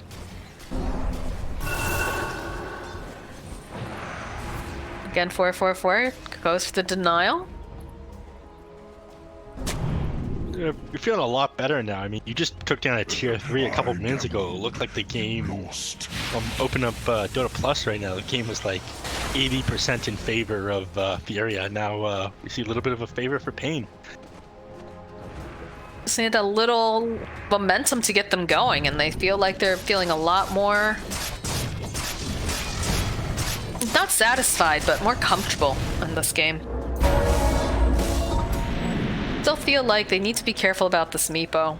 He's working on a Scotty next, and he is taking a little bit longer to come online than what I assumed would happen, but I mean, if smoke you over the Meepo, you want to see him absolutely destroying people come like 20 or past that already. Oh, too late with that dust, FURIA. Way too late. Glimmer Cape being placed on HFN. They figured something fishy was up, but they are in position here for this bottom tower. Sexy Fat will reveal himself. Still proceed if you're Pain Gaming. I think No. Strike. Oh, now though, he jumps right up. They want to take out Sexy Fat as fast as possible. They're going to go in for the duel, but there's so much damage they're going to be able to take down Donell. Nice Chain Frost getting bounces right between RDO and Sexy Fat, but they're still going to be able to find the kill. They are not going to be able to go and use anything else, so they've already gotten the Doom off. This is going to be a dead HFN as 444. Now also going to fall. Mandy, he's joined the fight. We've gotten some buybacks, but it doesn't matter. They'll take him out. Actually, we didn't get any buybacks. I thought I heard some. Nothing. No, oh my god. Triple kill for the Slark. It's just way too much damage coming up way too fast from FURIA, and again, they have all these things to help. For example, Nature's Tendance on the Enchantress, and being able to Shadow Dance to get them off them on the Slark. They just couldn't hold anyone down. They got absolutely crushed. Even though they were feeling pretty confident winning the last couple of fights, you still have to remember, FURIA were beating you to the ground just a second ago. If they're able to take a fight on their terms, and those were their terms, you're going to lose. Radiant's bottom tower is under attack. Looks like they realize, okay, Meepo's gonna be up soon.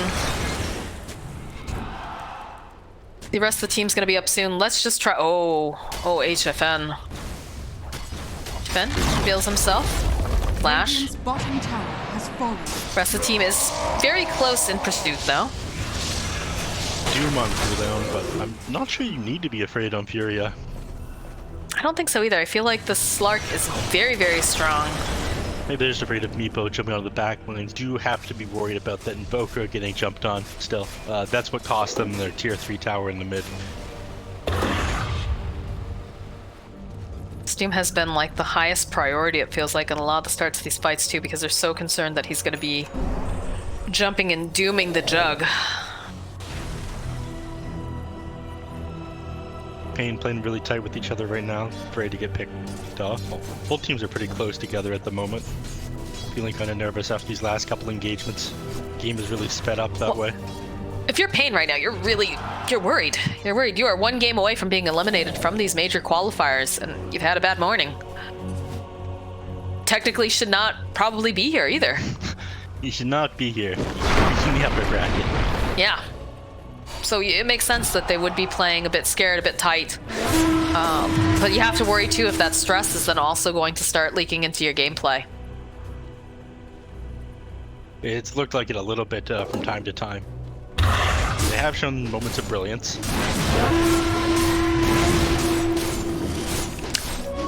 Legion Commander having the Grove Bow. Guess the attack speed in the magic amp? I don't really know. Although back here it looks like Tiny getting caught out. They've got that Spirit Vessel charge on. I'm gonna Final Impetus will be able to clean up over here, though they really would are hoping. Oh, the Cold Snap! He's able to go. Manta. Glimmer Cape coming out from the Lich will buy a little bit more time, but that is going to translate into taking this tier 2. Yeah, I don't know. He had a Mindbreaker on him, and he opted to keep a Grove Bow. What am I missing? Got rid of it, gave it to the Juggernaut, I think. And the Juggernaut picked up the Titan Sliver, and I think wanted to keep that instead. Maybe it'll go back to him eventually, but the Grove Bow... I don't know. Oh!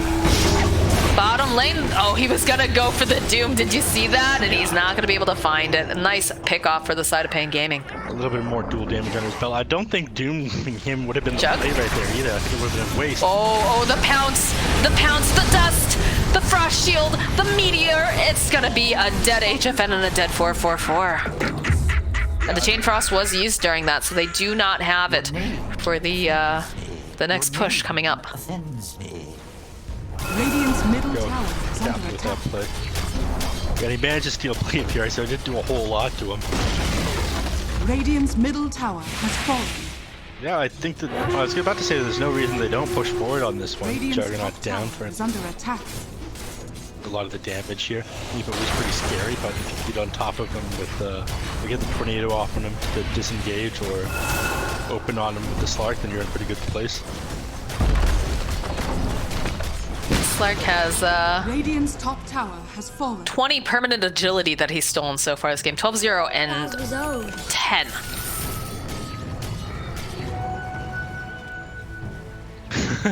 $20 permanent agility is a lot of agility. It's an awful lot of agility, especially when you consider that you're 30 minutes into this game. Your Slark has been flawless. and things are only going to get better for him. He's got the Courier? sliver as well, so it's even harder to lock him down.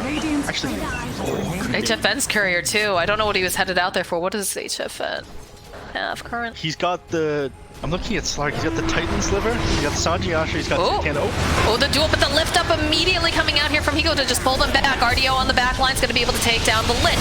Toss back up again. The Meepo is here though. They'll be able to get the kill onto Murdoch. The buyback coming out though from the Invoker. He wants to be there. The Doom's going to get used, and they're trying to just take down HFN. They're having some difficulty here, but they will eventually be able to find it. And now RDO, he's been fighting his way through all of these Meepos. Mandy, he's not going to be staying alive for much longer, as that's a really big cataclysm coming through, and they'll follow up on Dunao. Yeah, and there's just nothing they can do. This Slark is so powerful, and you can't lock him down. He's got status fuses from Satanic, Sanjiasha, and the Titan Sliver. What's your answer to him? Your duel only lasts like 2 seconds on him. You don't have an answer. Is RDO okay? This not really necessary, but that's pretty much sums up the situation right now. Yes, it does. It really does. You've got buyback on the Meepo, you got buyback on the Tiny. Is this really how Pain Gaming wants to go out of this? Looks like they'll respect it. They'll back off. They'll just start hitting the racks instead. The Meepo was a bit difficult to take down. Radiant's middle Are they? I don't know. Well, I mean, you do have the Legion Commander back up. Jug's going to be up in about 9 seconds. I think, you know, they are playing very cautiously on the side of FURIA. I don't necessarily think that's a bad thing. But, I mean, if Dunao's going to offer himself up like that, then heck yeah, go for it. It's tough. He's trying. Oh, no. HFN gets used up, tornadoed up, EMP'd up. They're trying to just do everything they can. They're chasing him down. Look at this damage. They're being able to find him. They're going to try to go after Mandy here. Mandy, he's totally dead. That's the GG. Pain Gaming eliminated in the lower bracket. I guess that's the end of Pain Gaming's story. It's not a good way to go out. They did everything they could. They tried pulling out the Meepo draft, but they just couldn't clinch it. I mean, it's got to feel really rough. It's just been downhill since they had those internet problems and lost every single game. We might have even seen a different story if we saw no tiebreakers.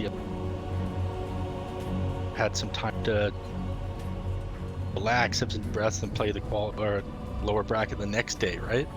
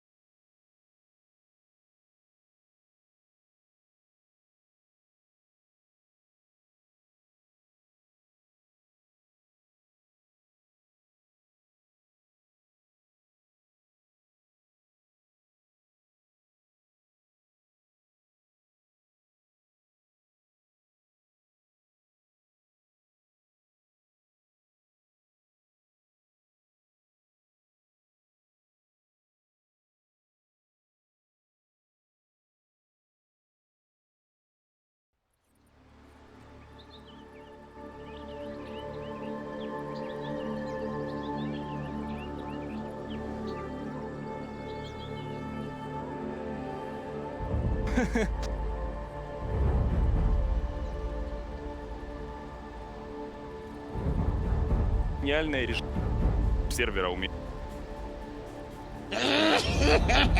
На самом деле без этого. The Radiant. Yep. Yeah, pretty typical. Both teams want to make sure that safe lane is as safe as possible.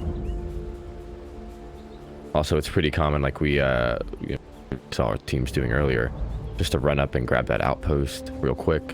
It adds that distraction and sort of back of your head. Just, oh, I got to get this. Let me keep an eye on it. We'll be able to keep an eye out on all that kind of stuff. Well, anyway, we're still knee deep in the pause here. I'm gonna look at cosmetics now. 202,976 ball lightning damage. Abed's head. God, it looks really weird when we're paused though, because he doesn't have like the animated eyes, so it's just his death staring green eyes. Yeah, and especially standing right there in the trees. Ominous spirit. I'm a creeper. That's what I'm good for. TeamSpeak. It's just like, I understand why teams still use TeamSpeak. It actually is a little bit more reliable, but like, I'm surprised everyone just hasn't swapped over to just spamming Discord. But hey, you know, some teams have their preferences. Some WoW guilds still use Mumble. Oh. Yeah. I still have it installed. Why is it installed? That's the real question. I think it's because the top guild in my server that I play on 30 seconds to battle. is also still uses Mumble. And I'm not in that guild, but I want to be. I want to be so bad. But you know what? There's an age restriction on that guild. And you would think, you know, I'm 24. What age restriction could possibly be in a guild that I can't get into it? The guild is called Old Timers Guild. You have to be like 30. And I'm like, are you kidding me? 6 more years, friend. Yeah. I'm not going to wait 6 years to get in a guild that's not going to appreciate me. Anyway. Somebody made a poll in my chat for who will win.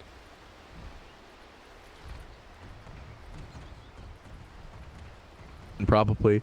Of course, it was Leighton.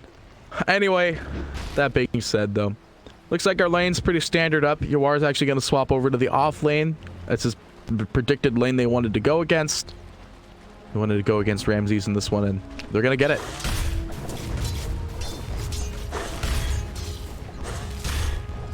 It looks like it's just, they're going to swap these lanes out. MSS already going for the shield. Fiver's going to go for the bash. Looks like it's a 68% for EG. It's going to win. Well, is that what the chat says? According to the poll that happened, with 51 total votes, it was EG. That's clear that there's so many people just idly watching this game.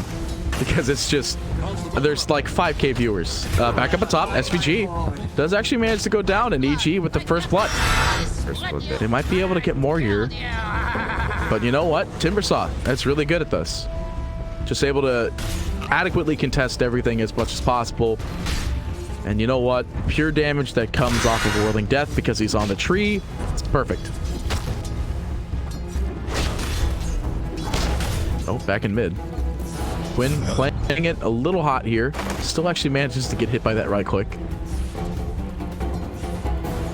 It's just hard though. This is going to be a little bit of a hard lane for Quinn at the start, despite the fact that he's actually 3 where Abed is 2. But that's because the range creep didn't die yet, and there it is.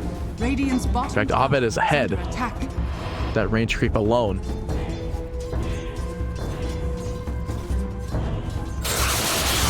Trying to go for the rune. It's actually not going to be top though. Quinn going to turn around on this. He doesn't have shackles though.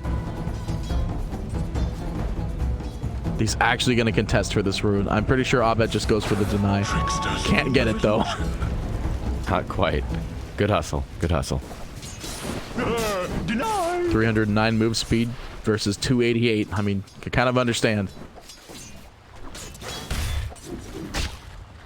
Yeah, Abed's starting to pull away on the net worth a little bit. I know we're still early.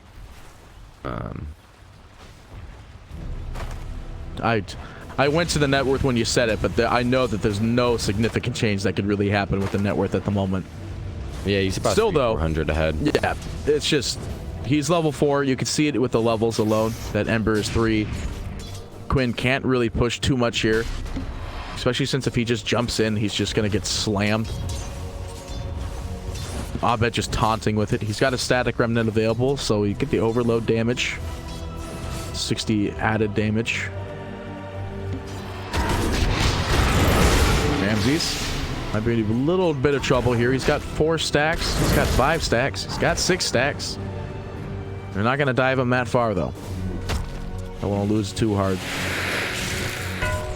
Rocket goes out. Upon him at the same time. I think, despite the fact that MSS is usually runs as a core, or as a 3 now, I want to think that this is actually going to be Viver playing 3. Because he's got more farm than, well, no, he doesn't really actually. It's 10 and 3 to 4 and 1, but it's just Viver is 3. Arteezy was actually, what was Arteezy doing bottom? Oh wait, no, they swapped out the lanes. Right. They swapped the lanes back out. I think they're going to TP rotate everyone back out as well, unless they want to counter tri-lane Ramses, but I think they're just going to do exactly that. Yeah, Chaos TPing the heroes back out. They want to make sure that they have the lane that they want. Viver, stun available, does manage to find the stun, but meanwhile in the mid, Abed does manage to get the kill on Ramses.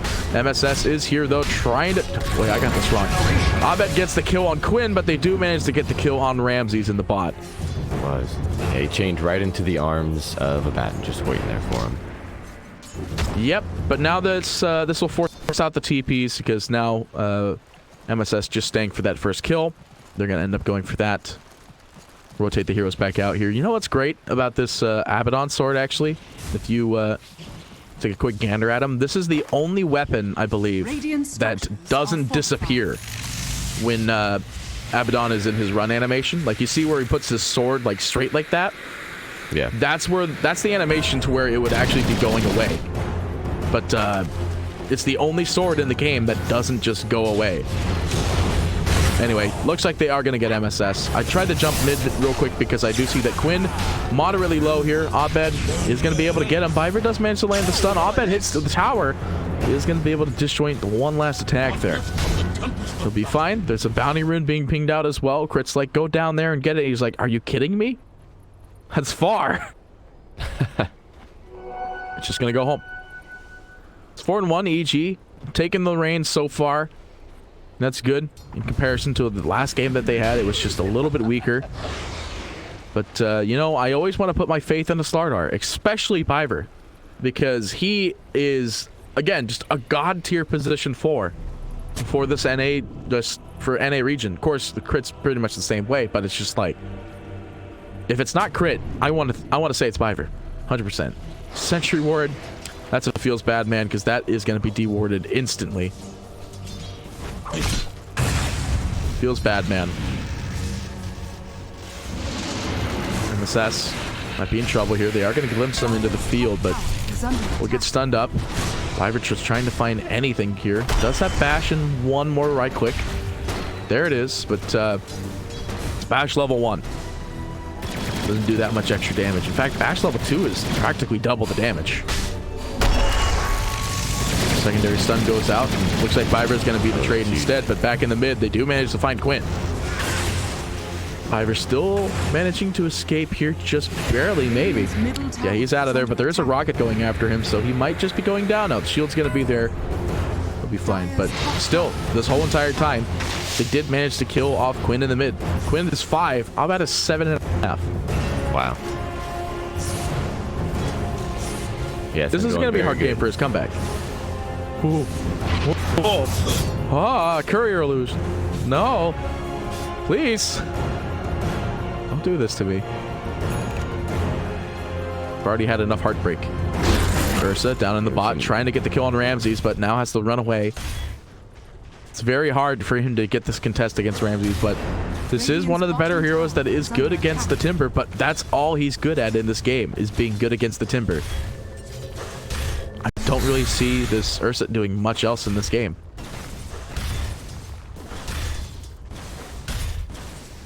Yeah, he's just gonna have trouble getting on anyone until he has that BKB, but that's gonna be a little bit. Dire's structures are fortified. Plus, he'll probably just go for the life steal as per usual.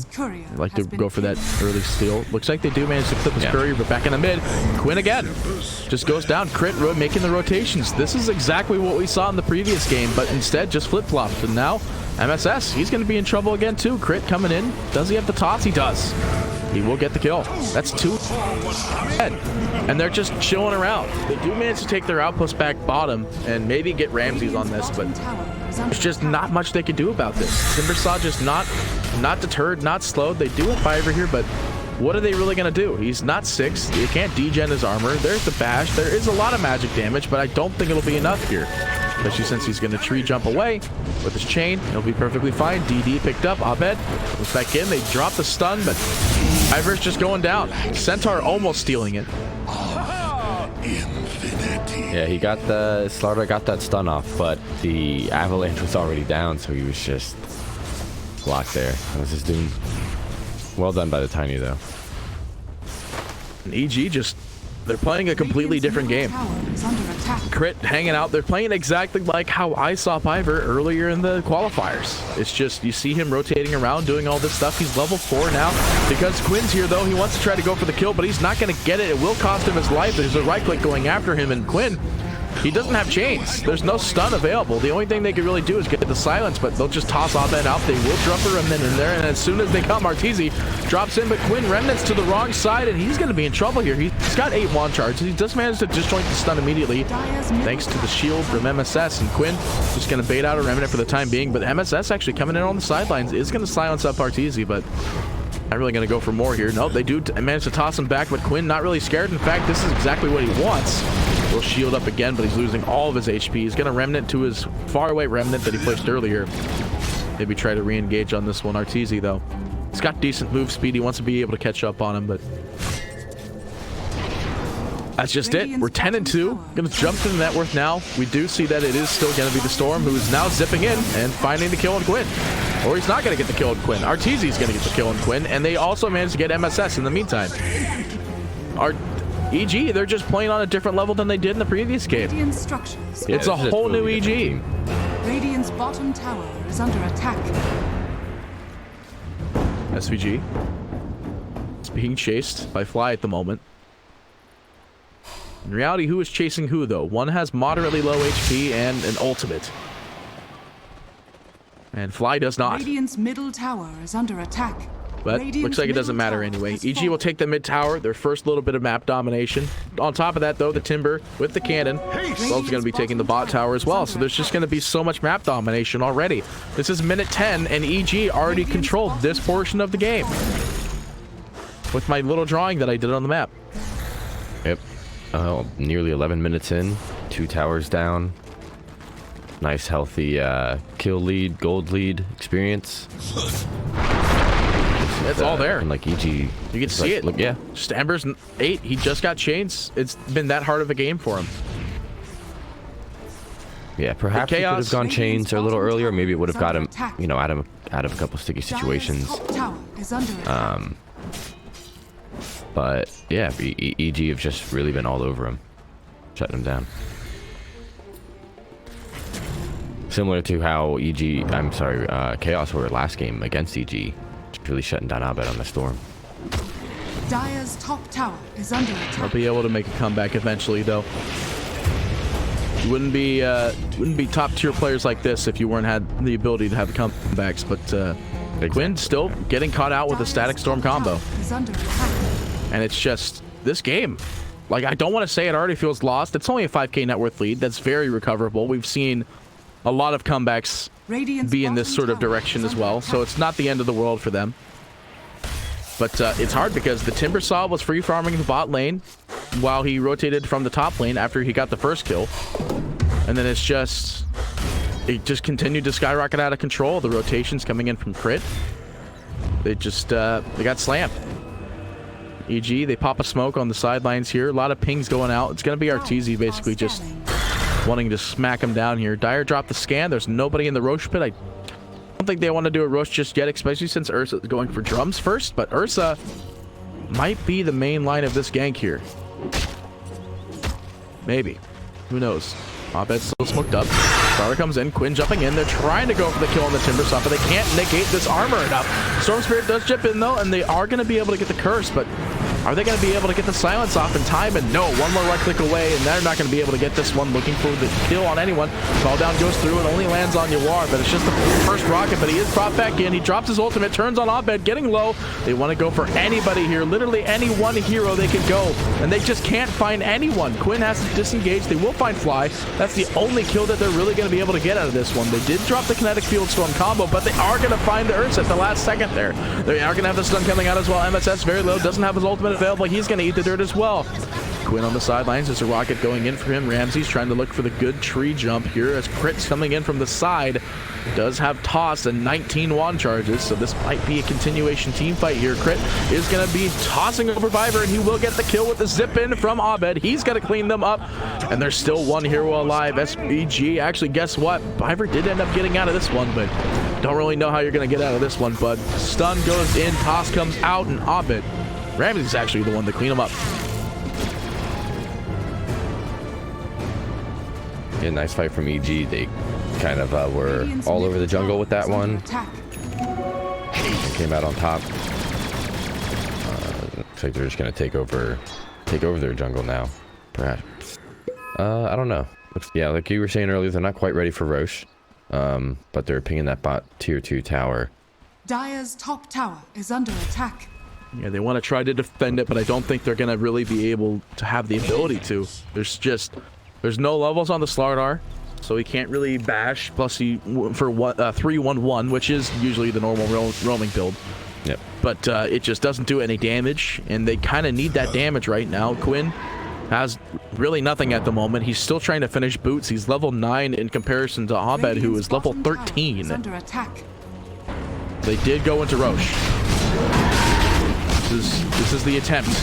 And it's going down moderately quickly here, but Crit does come in. They drop the stun on the outside of the pit. They're looking for the finish off. MSS, you are trying to get the click off. They actually managed to steal it as the Roshan goes down. And they drop an amazing combo. Toss Quinn into it. The Witch's Curse is not going to do anything. Quinn, the only one that's going to be able to escape from this one, but is he? Manages to remnant away. There's a ward here, but they are not going to be able to catch him off just quite yet. But no, they're wrapping around on him. They know he's up here. Stupendous. They want him. They want him bad. They got a 4-man wipe. The age is stolen. Ramsey's the one to carry. Crit. He wants Quinn. He wants him bad. He drops the avalanche, but it's not going to land the full stun, so he can't go after him this time. But you know the big thing is, they did this team fight basically without RTZ. And that was just it. They don't even need him. Just go farm. Go do whatever, RTZ. We got it. That's what they're saying right now. RTZ, go farm. We'll come back to you later. Yeah, come back in 10 minutes. Just make sure you actually TP to defend if it gets to that point, huh? But anyway, it's a crazy game. EG now leading the net worth with 9k, 21 total kills, and Aegis on this Timber Saw. Gonna go for the Solar Crest, 2.8 or 8.6 6.8k.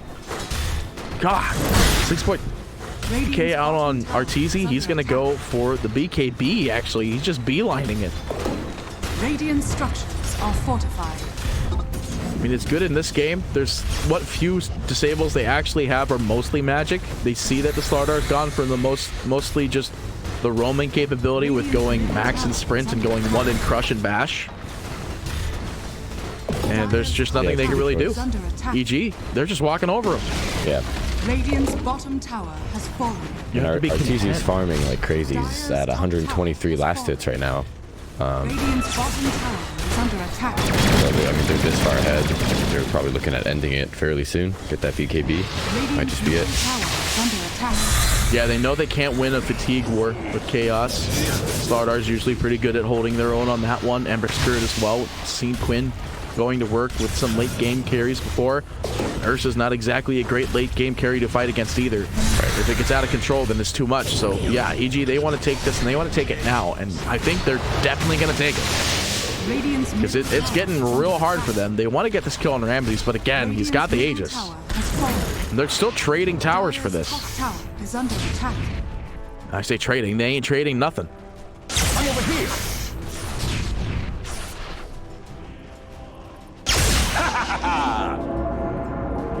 You know, I guess this is going back to one of our first conversations during the first game of this series. Here I am. If Chaos go to lower bracket, do they actually have a chance against Business Associates? And you know what? That chance looks somewhat prominent as it's getting close to that point in time. You are trying to find the roll, but didn't deal damage to crit, so it's not going to get it. But Chaos, they're running into a bad place with this smoke. Top tower is under attack. Has to hide in the pit, but Quinn reveals at the last second. StarLadder It is. not going to actually land. Actually, I thought I heard the crush. He just popped his Q. The sentry word being thrown down, but Ramses is not afraid. He wants him. He wants him bad. The House of Furnace will disown me for that. A poor defense. Pause out from the gyro here. Got some lag. It's weird because we're playing on a US East server. I imagine they've got some moderately good ping. I think Chaos, well, at least the headquarters for Chaos, I think, is over on my side of the world. But even then, US West, US East doesn't really matter. The ping's usually pretty solid all the way through. Yeah, I'm on US East, and I think it's 50 to 60, maybe, at worst, on the West Coast. Mm-hmm. Yeah, that's usually what mine's at when I go down the East. But you know, everybody I play with, I'd be on the East.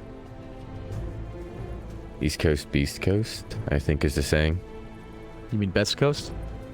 No, that's West Coast, Best Coast. Yeah, exactly. You were just trying to get me to say it. Well, yeah. It worked. Get owned. Yeah. Noob. Anyway, yeah, we're knee deep in this pause, but it's just super hard for. Oh my gosh, I checked the net worth. It's just been a continual downward slope on the side for EG. They're just getting so much out of this game. XP is the same way. The win percentage is 96% on the side of EG. Hot damn. 96%. Radiant's top tower is under attack. Are we going to believe the win percentage this time? I don't know. I think 96% seems pretty apt for this game. It's just Quinn just got denied so hard in this mid. I don't really know if there's a comeback for him except for...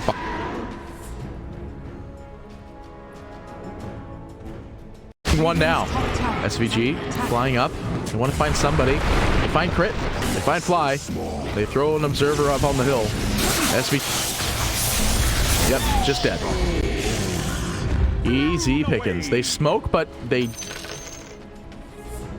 nothing there. So yeah, they just smoke.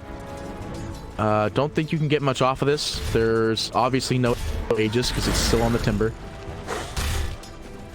It just, you can't do anything against the Timber, really. This game is hard in that way because of this Timber Saw. Viver thinking about going for this outpost. Yeah, he wants this outpost. No, maybe they're not. He's not gonna get it. I think it's just... I mean, can you blame the guy?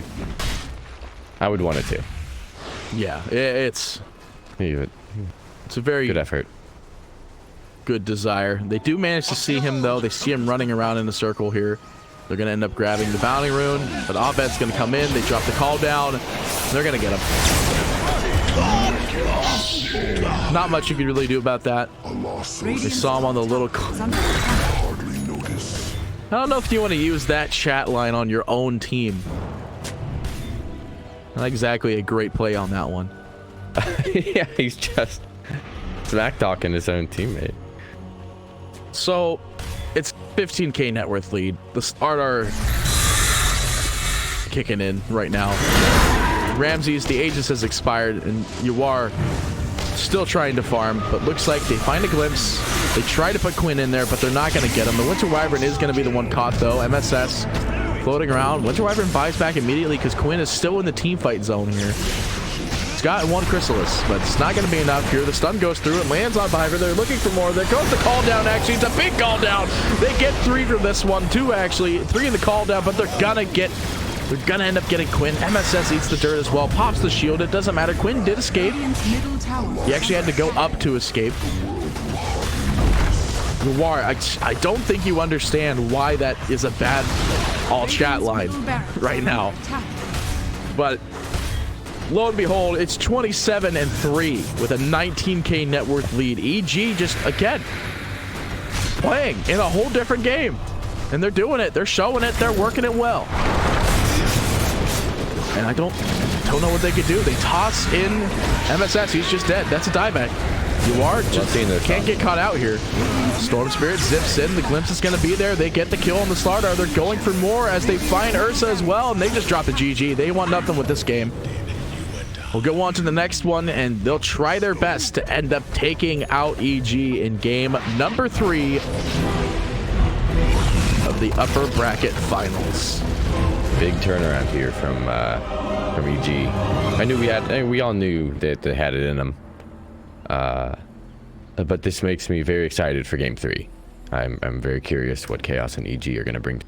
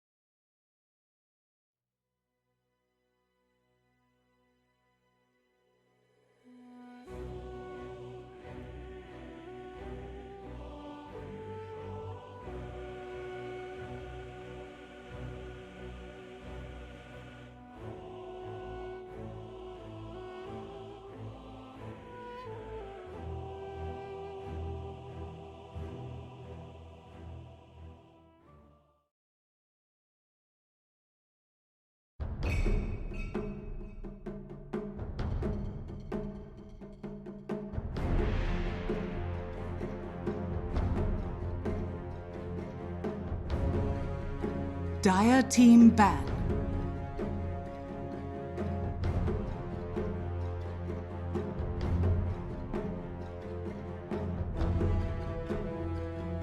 Welcome back, everyone. We are in the upper bracket. Finally, I know so many people have been showing up into chat and they're saying, when is that Thunder Predator game? When is it happening? I want to see it. Thunder Predator look incredibly strong. Well, here it is.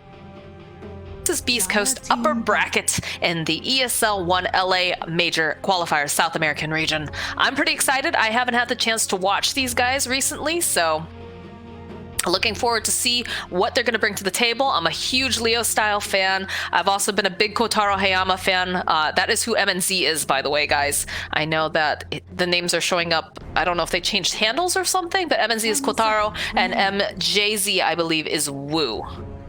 I could be wrong though on that last one. Yeah, everyone's gonna have to bear with me.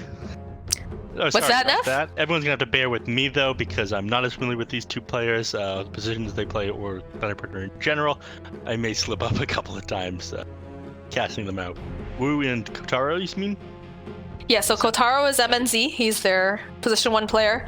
MJZ, I believe, is Wu, their position 5 player. 10 seconds. It'd be nice if they made their names look different. Yeah, they are very, very close. I'm not sure. I'm not sure what they're going on with that right now, but that's what I am led to believe. So, oh, fun time! All right, so we talked about how to say good afternoon in Brazilian Portuguese.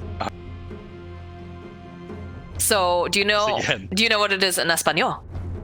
Since we are doing 2 Peruvian teams, well, not full Peruvian, but we have Whisper, who's Bolivian, of course. So this one is really easy because it's very similar to what we said earlier. You remember our good day was buenos dias. So good afternoon is buenas tardes. Tardes. Dire team. It's a little bit more of an R, so it's very similar to in Portuguese, boa tarde, but there's a little bit less of that j sound. And again, I could be slaughtering this, but that is from what I understand. So buenos tardes, probably not as much rolling of the R. Well, you're learning. I want you to get real comfortable with this SA scene, okay? Void incarnate. Oh, snap. So the puck has been something that Thunder Predator has been playing quite a bit of, but the Void Spirit, I think you actually mentioned this earlier, Neff. Quickly as I could, in that little bit of downtime that we had. Thankfully, we were given like 20 minutes between matches this time around. They actually played Void Spirit in the off lane for Thunder. Didn't work out so well for them. They did this in the group stage against Pain. Dire team ban. 40 minutes. Again, this is a flexible hero, though. We saw it played to great effect mid by Infamous against us, so we know that maybe it's something that Beastcoast isn't that great at playing against.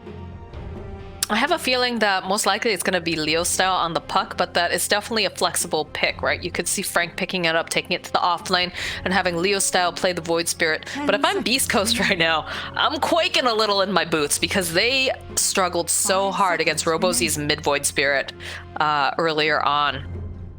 So this has gotta be concerning because it's one of those heroes that if you have the right setup to deal with him, you can deal with him, for lack of a better, for lack of a more intelligent explanation. But if you don't have those tools, he is going to run amok, and he's going to just cause a lot of problems. And one of those solutions, as you said before, Neff, is the puck, but they've already picked it up on the side of Thunder Predator. It's not available for Beastcoast. So the best that they have is a Rubik, possibly, who's going to be able to steal some of those spells for this time being.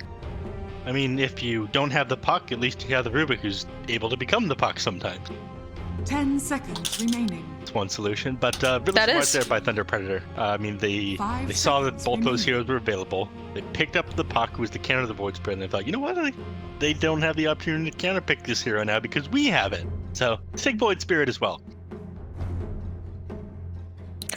So we are seeing a very similar draft coming out from the side of Beastcoast. We have Stinger, who's going to be playing the Chen, Schofield on the Rubik. I didn't feel like the Chen did a whole lot the last time that we saw it, although being able to pull people into fights is very, very beneficial, right? Whenever you have, Hector off doing his Hector things where he's farming quite a bit, you can just pull him into the fights. But I'm a little concerned that, are these going to make the lanes too weak?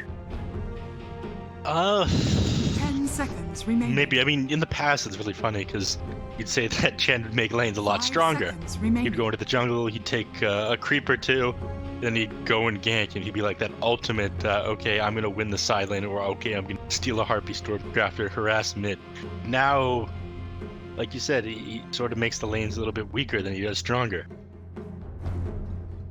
And we have seen more, you know, kind of laning Chens recently, depending on which patch you're in. But like right now, these lanes are hard to gank. You look at Thunder Predator, you've got a Puck and you got a Void Spirit. You're gonna need more lockdown than what you've got in your tank right now, Beastcoast. Radiant team. Well, let's see how they decide to roll with this one. I mean, Rubik has one of the best disables in the game with a horde of telekinesis as far as its utility. It's got a very low cast time. It's got no travel time.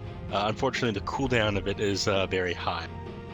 But you can get that initial initiation off on people. And then Abaddon as well is not picking up any stuns. The shield is going to be pretty useful for saving people that Puck goes on. Again, you can snap that Dream Coil and immediately get shielded. You don't have to put stun on you.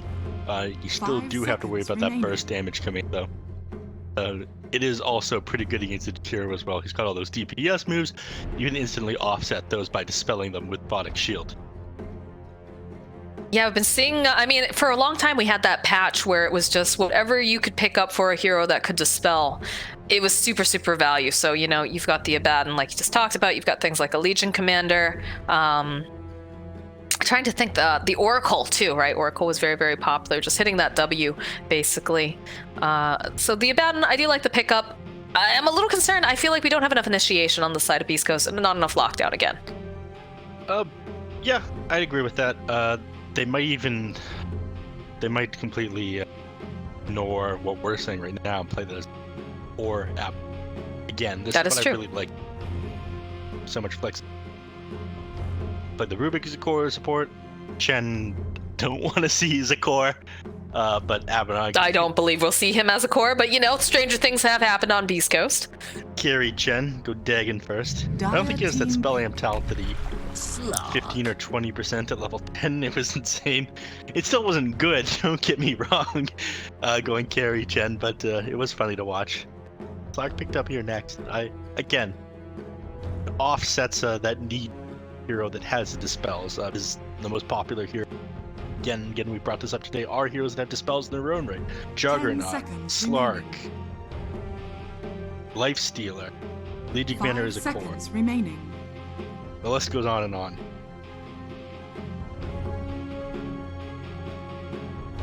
See what Beastcoast decide to pick up here, but again, the Slark pick felt a lot like it was a reaction to this lack of lockdown on the side Radiant of Beast. team banned. Hopefully they change that with the Shrek. And that's a decent start to it. I mean, the Shrek, it's a stun that can hit Slark while he's inside his ult. As with Diabolic Edict, ultimate, tons of DPS. Sorry, Shadow Dance. Dark Pact is the other one. I'm just still really concerned about the lack of lockdown. You don't think? Look at these heroes. The Split Earth and... The Split Earth is great. The Split Earth is absolutely great, but I mean, you still have a Puck, you still have a Void Spirit. These are two heroes that are very slippery. You've got a Slark who can purge off like half of the stuff. I mean, the Shrek is very good against Slark. I definitely agree with that, being able to, you know, just have that area where he's burning, no matter even if he's in that Shadow Dance, but... Yeah. I mean, I would agree with you. I don't think the Split Earth is enough to deal with and how much jumps around. But I don't know what the solution is here if they want to try to grab Chris Luck like a Quap and then get a... You try to pick up a... remaining. God, why am I blanking? It's not a Dagon. I know it's not a Dagon. The Orchid. If you try to pick up an Orchid, possibly, to try to add some more silence, or... Yeah, that could be pretty important, but that's going to take a while. And then going for an Orchid instead of another item that you better on that here. Is there just to pick... I think the other thing I'm a bit worried about too is the fact that Beastcoast, they're doing that thing they do again. Which is the thing? We talk about it. Which is they go back to old drafts. Yeah. And I mean, to be fair, they played a lot of games yesterday. They played 6 games, so it's tough to try to keep anything in your pockets. Correct. And Thunder Predator definitely has the advantage here because they've watched them play, you know, 6 extra games that they weren't necessarily supposed to do, so... I'm a little worried. I do feel like Thunder Predator has been looking incredibly strong. You know what's a fun little story I have for you is when I was at True Sight in Berlin, I ran into a couple fans that were South American Dota fans, and one of them, huge Thunder Predator fan. Like, absolutely. He comes out, he says, Moxie, Thunder Predator is going to win. They're going to TI this year. They are so strong. And, like, I loved it. I loved the fact, like, I actually didn't know that Kotaro was on this team at this point. But, you know, I've been a big Leo style fan for a while. He's been on this team for several iterations now. And it was just nice to talk SA Dota with someone in person. It's not a region a lot of people who travel internationally to watch Dota are that interested. You see a lot of Chinese and European Dota fans travel across the world to watch their favorite teams. It's very easy to come across, but South America, I feel like we're starting to see it more and more. But it's a lot less common for sure. Yeah, it's just so nice though. It is just so incredible when I travel sometimes. You know, I get like Brazilians that are living in Sweden that come up to me and they're so excited to see, you know, their teams that are playing, get the chance to meet me. I'm looking forward to ESL LA. I'm hoping that I'm going to meet a lot more South American Dota fans when I'm over there. But you get the chance to see both of us actually, because we're both attending as fans. So a little added bonus if you enjoy our cast, we will be there cheering on whoever makes it out of these major qualifiers. I'm looking forward to that event as well. I could use some time off of work, to be honest. I loved this. I mean, you had the last couple days off, but you've been casting with me, so I guess it's not really a break, I spent right? the entire day, like the whole thing, casting Dota. We're past 24 hours worth of casting Dota at this point, guys. We're in it to win it. I feel as if we're going to be going on to like total of 36 hours of casting Dota in 3 days. That's how I see this ending. I think this game will go to 3 games. I think the next game, next month as well. All right. Well, this answers. Grand Finals best of 5? No, best of 3. Okay. Best of 3. Yeah. Woo. But yeah. Anyways, taking a look at what they pick up, I was correct. It is going to be the Leo style Puck. He is phenomenal with this hero. He is so good on any sort of mid hero that can make a lot of space, make some flashy plays. Matthew will be playing the Void Spirit, so it is a position 4 on that side. Woo's on the Jakiro, and as expected, Kotaro's a great Slark too, if memory serves. Not quite as good as HFN, I would say, but definitely, I remember him being quite memorable with this particular hero. Side of Beastcoast, we're back to Hector playing that position 1 Abaddon. So we know that we'll be expecting to see a Radiance out of him and eventually a Manta style. Is that going to be too slow for the way that they want to play? Might be a little bit too slow. All these heroes are a little bit faster. Like Kanka wants to get online like at 25-minute mark. Chen wants to end the game even sooner than that. Again, you have to be careful with how fast you try and play against Thunder Predator's lineup. Jakiro very good at punishing over aggression, as is Senton. You do have a disengage tool in the form of Stampede. So you want to be fast, but you don't want to be too aggressive here. God, Kanka's got a lot going on him, huh?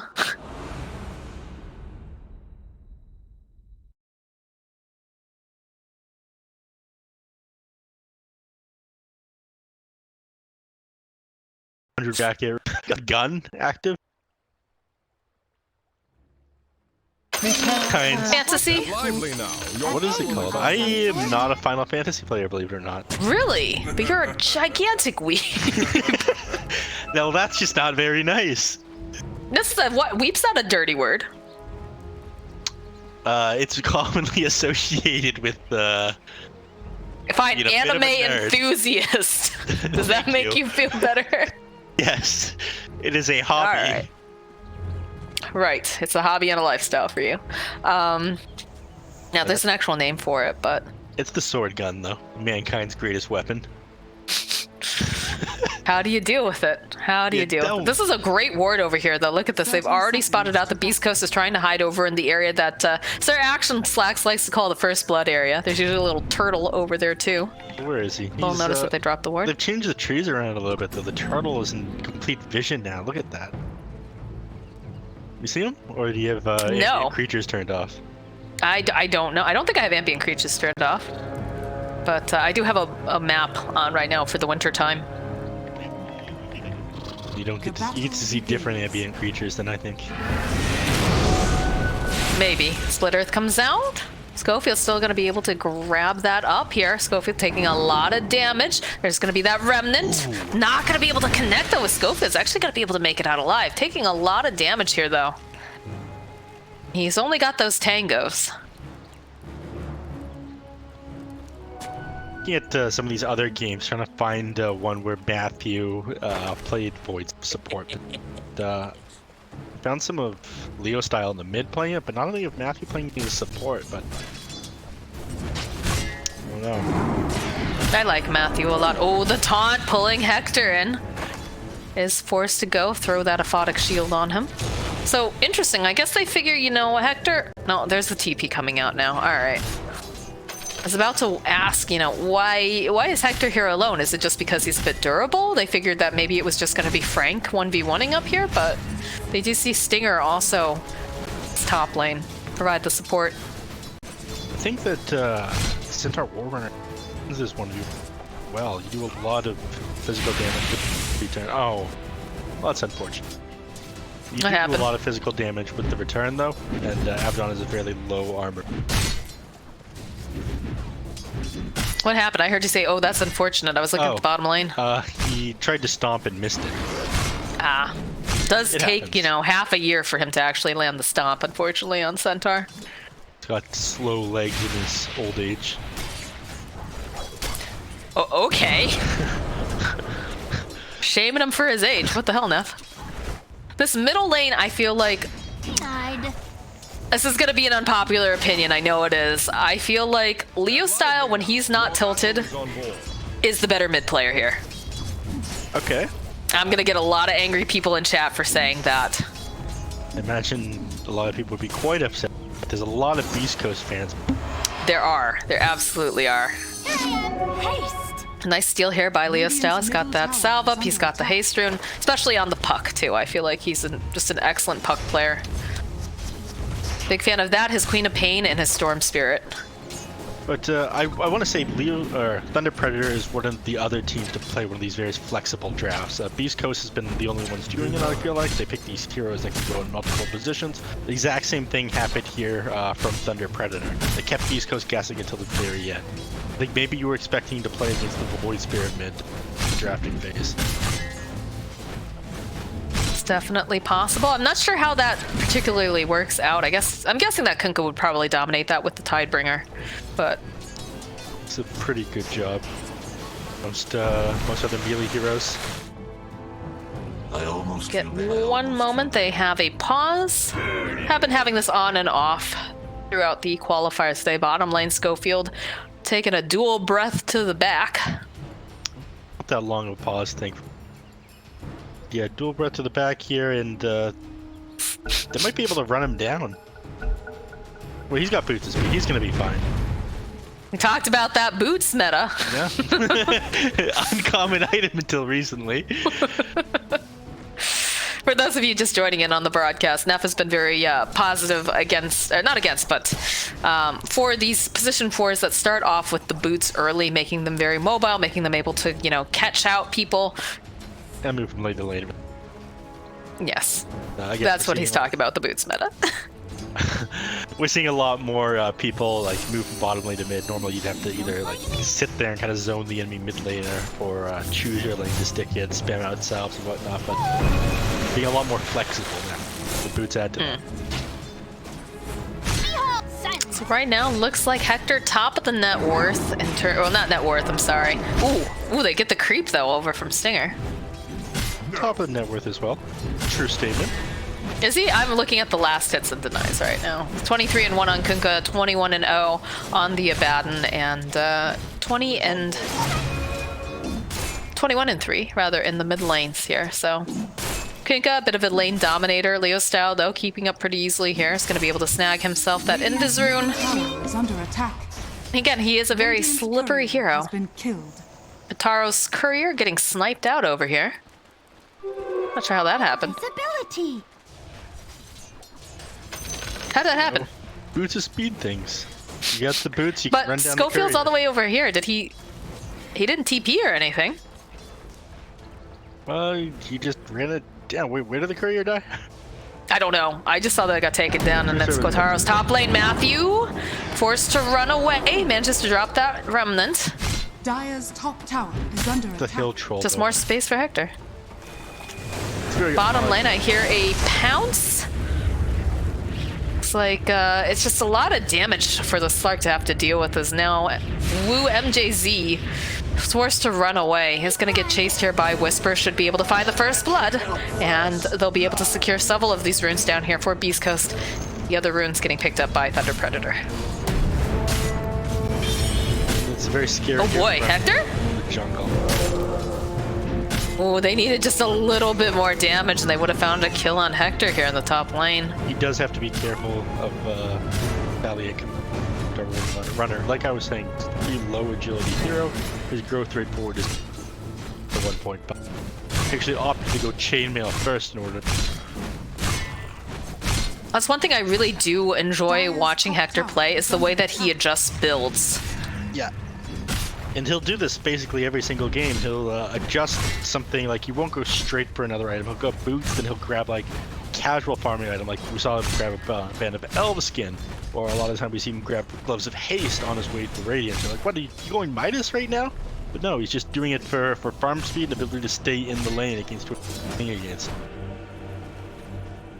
And I think that's the mark of a really good player, is someone who's constantly being dynamic. Yeah. Right, someone who adjusts to all the needs. Isn't going to go, I mean, in some ways, right, Hector kind of goes the same thing every time, but there's a very specific method to his madness and the way that he gets there for the journey. Looks like they will be able to take down Schofield with the rotation now coming out from Matthew. Whisper, they tried to throw out that remnant, trying to get him to run in front of it. We do have a boat coming in, though. Not gonna do too much coming out here from Chris Luck, but he'll smack away over here at Leo style. He has that arcane rune. He's very happy to use it as he drops that Dream Quell and just forces everybody back generally. Radiant's top Maybe tower Cox is wanted to under show up for the attack. party, but was a little bit late to it. Bo didn't connect or anything though, so it's not like can't get there. You don't want to leave the throwing puck it out. alone too much at the moment though. You're winning the lane against him right now, so you shouldn't let him have a bunch of time. 7 minutes have come around though, so I think that's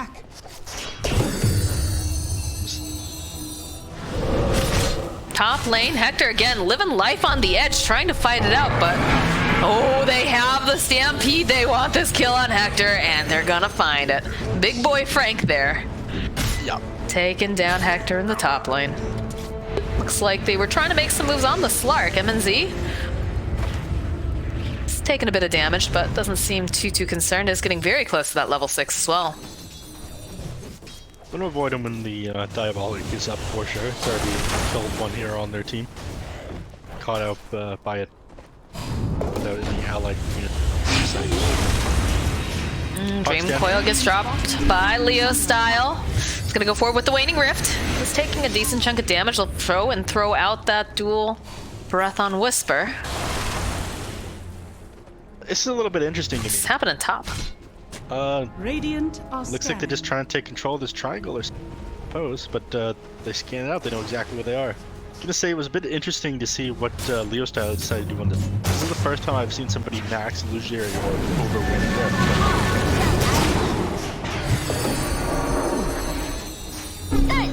What do you think that is then?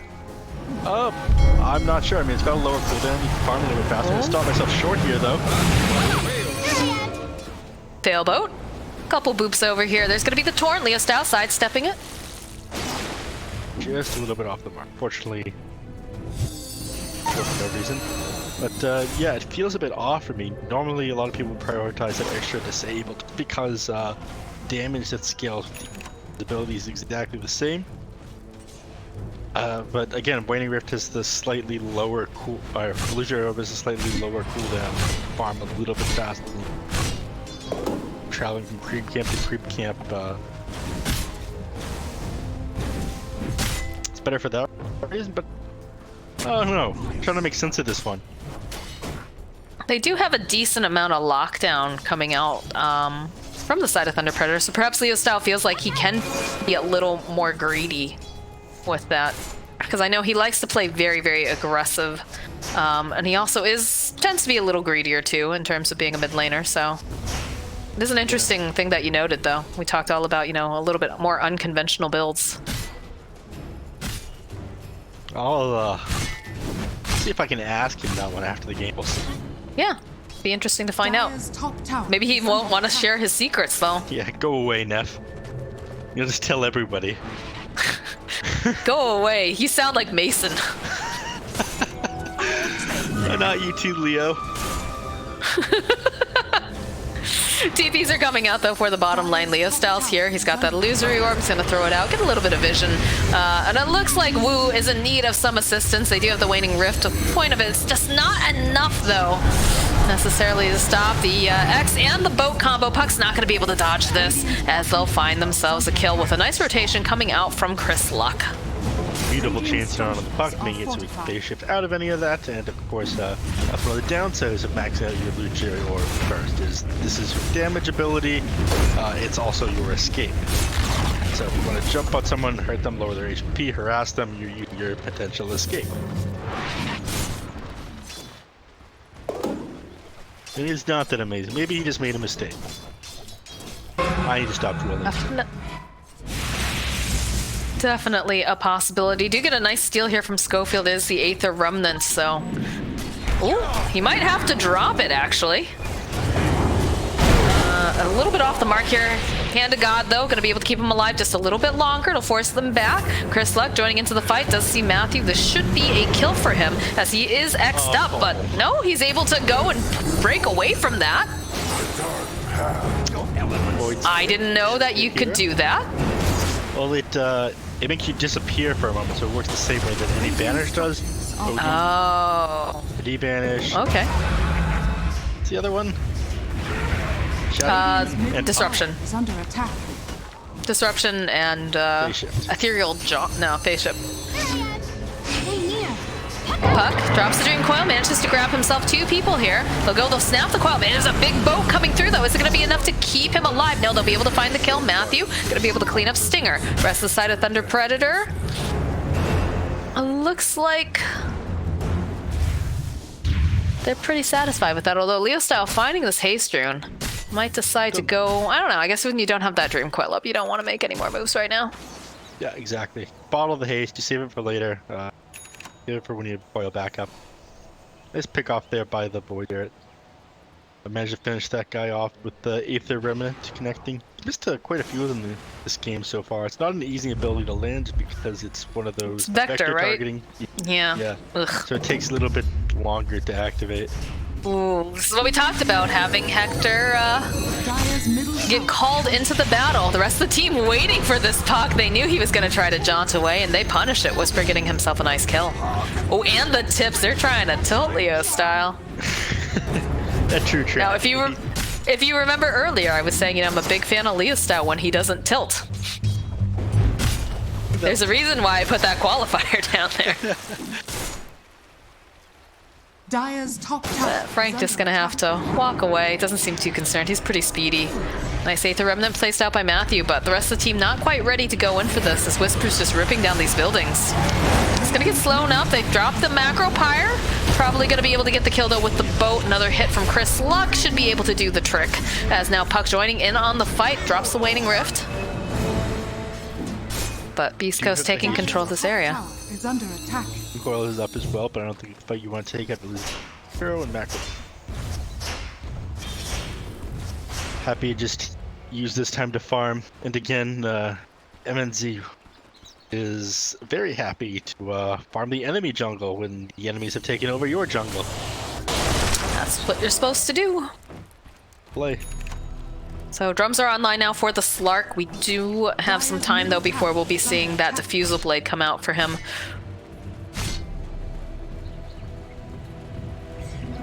There's a way. I like the drum pickup here though. It lets him get active just a little bit faster. The extra attack speed for your allies is very good. I think Void Spirit is under attack. Here I think it's a lot more right clicks in, as is the Centaur.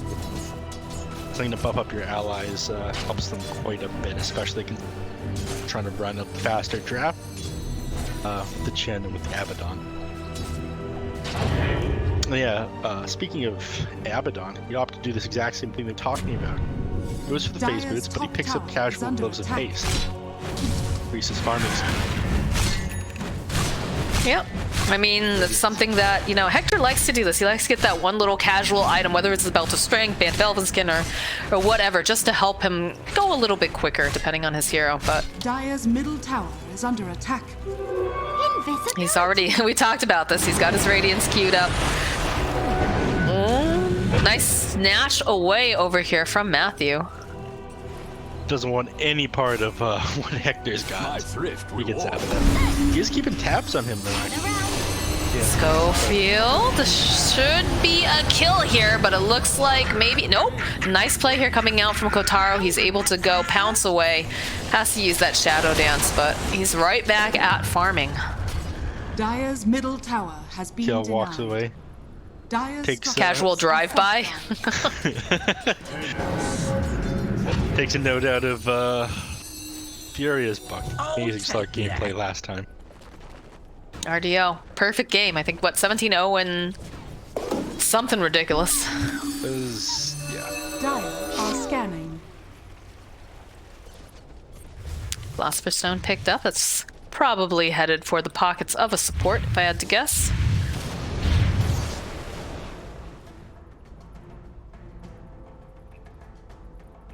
That was it. Or half of it right. 2/3 of it right? I guess, technically. These are very good items that we picked up. Both teams. Neutral and Vambrace. Two of the strongest tier 2 items, I'd say. The fact that you can swap the Vambrace now is so nice. Oh yeah, I think, gosh, I remember them talking about that at the major, saying that, you know, it'd be nice to be able to toggle them like treads. And that's exactly what it got changed to, which is pretty nice, like you said. What is Whisper, bottom. Got Chris, Luck, and Whisper. Lots of TPs coming out. Got the Aether. Oh, there's the Astral Step coming through. We'll be able to hold Chris Luck in place a little bit longer. They do drop the Dream Call, though. Puck now taking a bath in the middle of all of this. As he's going to try to turn back around, they find the kill on Schofield. They're trying to get anyone else, but he's able to TP away. And now Whisper trying to run. They don't land the Ice Path. He's a very, very fast hero. They have the Illusory Orb, though. Leo Style has the double damage. He doesn't have that Waning Rift just yet, though. And he doesn't have anything to lock him down with, so... Looks like Whisper gonna be able to get away scot-free. Mid lane, though? No, Chris Luck is here. MNZ decides he doesn't want to have to deal with that. He's gonna get thrown up into that torrent. Has the Shadow Dance if necessary. Looks like he just wants to run away as Leo Style and now MVZ are forced to make their own exit. Good fight before, it's not a good fight now, but I'm surprised that Beastcoast managed to get out of there with such few losses. Really well played by them. Again, you were just half a second off with Void Spirit getting it. Kunkka, but at the moment, could have. What is this? A game of some sort? Managed to get that TP off during the activation. 0.4 seconds. Nice play by Kunkka. This game seems fairly close right now. Less than 1k net worth lead. Pretty much similar in terms of towers, except they have taken the tier 2 top now. Back to invading the jungle, and you're gonna drop here, aren't you, kid, bro? Oh yeah. You don't walk away from the Schofield and the Whisper. Not here, not now. Not when he runs in that dark forest. Have next, looks like they're gonna try to put some pressure on this tier 2 bottom. They've got the Chen nearby. What does Schofield have? Schofield's got Ice Path. See a little bit of vision, and we do have Leo Style and MNC chase after Hector. I don't think they're gonna be able to do too much to him. Yeah, they're not. Stamp. They found a form of Chris. Drop 2, they'll just sidestep the boat. Although it does look like they still managed to take some damage there over on the Centaur. All is healed, Hand of God coming out. The rest of the team, they're in position. MNZ now is a little bit separated from the rest of his team. Needs to regroup as it looks like Beastcoast are just forcing them out of their jungle. Nice stun split earth being used here. Over on the Puck, he's not going to be able to go and get himself away. Whisper collecting yet another kill, and they'll find a kill on Frank. Beastcoast, they're feeling very confident. They've got that Radiance online for the Abaddon. Force and Thunder Predator back. Out of their own jungle. Yeah, they just couldn't finish off Chris Lucky's too tanky with that boat buff and the Heaven's Halberd. Can't take him down. Oh no. Yeah, this is not looking good right now. This is looking like a dead MJZ. Huh? No? Oh, that ice path, though. I don't think it's enough to save your life, friend, but it was very impressive. Force him back off the tower at the very least, and look That's at good top Slark lane. up here. Slark's fighting away with Hector, but maybe not strong enough to do it. Probably want to ult TP or something like that, but one to get further. He's regenning pretty fast now. He knows that the rest of them are down here fighting. Void Spirit's gonna get caught out just a little bit too far. That's another kill for Whisper. Whisper God, 8-0-1 on this Leshreck right now. As you say, perfect performance so far. Insufficient I'm not sure all balance, these please chain chop up. deaths are worth it to create this Slark. Insufficient balance, please chop up. Take down. Insufficient balance, please chop They up. have a tricky time getting around the back line. Save his allies and get gotten that victory. Alright, finally finding a kill. He used that haste rune we talked about and pauses for a moment. Thinks about going back and just farming up maybe a little bit. Knows that the lockdown is light though with the heroes that are currently in there, so. I mean, with the lockdown that they have had, though, they've been able to do wonderful, locking down this puck maybe possible for John away or even DJ pretty well. Oh yeah, they've been chain stunning him. They're doing great. They're making me look bad here. They heard what I said about liking Leo style just a little bit more than Chris Luck, and they're making me eat my words, I guess. Beastcoast fans rejoice everywhere.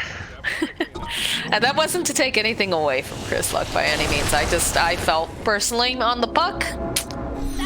Leo style is a very powerful mid player. It's cool though. Everybody hates me anyways. No, just kidding.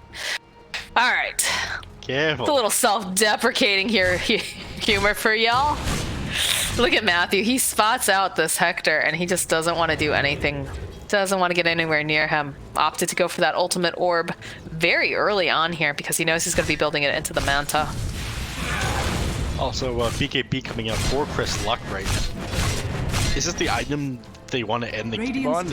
I'm thinking that they probably are reaching their time. Sure, Hector going for his Manta style still, but with BKB online for Kunkka, he's going to be such a tanky frontliner that he can't down a lot of your damage magical. Dire's bottom tower is under attack. You got the macro pyre, Dire's structures are fortified. the dual breath, you've got everything in Void Spirit, just so much of your kit magic damage. I don't think that you can bring it down, and again, Abaddon's just going to be able to run a train on them under the Bo5 with Chris Lucky frontline. Oh, that's a tower that has been deleted by the side of Beastcoast, but they also managed to trade. And see that they took the tier 2 in the bottom lane. People are TPing back though. Hector, he smells the scent of gold. He says, oh, that's mine. That's mine. He knows that he's doing pretty well right now in terms of timings. Radiant are scanning. Getting this Manta style next. Got most of it completed. Actually, he has it completed. Maybe flown out to him now. There it is. And this will help quite a bit. Again, you can get out of the Slark-ish, I think, with it. If you get just the right angle, you'll be able to break the Waning Rift. Well, if he's godlike, dodge the hoof stomping. I mean, this is Hector we're talking about. This guy is considered the best of the best. Currently, I've seen this guy strap his team onto his back and take them along with him, kicking and screaming. Although, it does look like this Jakiro is very, very, very dead. He is very far from any places his allies can teleport to. He's flown a little too far from the nest. The gank squad of Schofield Whisper and Chris Luck. Middle tower is under attack. We'll punish him for it. Well, he's making a little bit of space, pushing out elsewhere. Again, they're being a real nuisance on Thunder Predator, pushing out that bottom lane, even though Beastcoast control the majority of the map, constantly keep getting shoved so they're not able to. Well, that's a decent solution to take Roshan instead. Can't push this out. Nope. And they're taking him down very, very quickly here. You're not going to be able to do a lot about this. I think that they realize they are up to something now. So they are moved up pretty far forward. Yeah. Do you think it's weird that Roshan has little hearts around him when he's getting murdered? Don't think shame. Alright, fair enough, fair enough. Dark. Cause you're murdering him, you know? Come on, Moxie. Let him have his thing. I'm just concerned, that's all. There. What did we just got an Ocean Heart placed over here on the puck. Hector top of that net worth, although Kotaro very close behind. About a 2,000 difference. It's on par with the Kunkka as that all happens. Okay, they find a pick-off kill on Whisper. Whisper, who's been very difficult to take down. It's a 9x godlike stream. Now Stinger, the Yules comes out. They've got the 8 there to pull him back again. Torrent coming through, and the boat hand of God is gonna... He wants that kill on Stinger, and boy, is he going to be able to find it. Turns around, needs to be careful. He's a little bit too far now. Has to go into that shadow dance. He's going to have to pounce away as well as they throw out a torrent. Nice ice path will slow down Hector's. It looks like now Thunder Predator, they've had enough. They've poked, they prodded, they got a couple kills. They're out of there. 2 very nice kills there. Being able to get both those is pretty big. This arc again. Each time he does this, you know, agility, and of course, stealing any essence shit stacks are going to speed up his farm and be able to take the next fight a lot easier. Speaking of things that are going to make the fight easier, he also gets an Orb of Destruction. It's one of the better items you can pick up on Slark.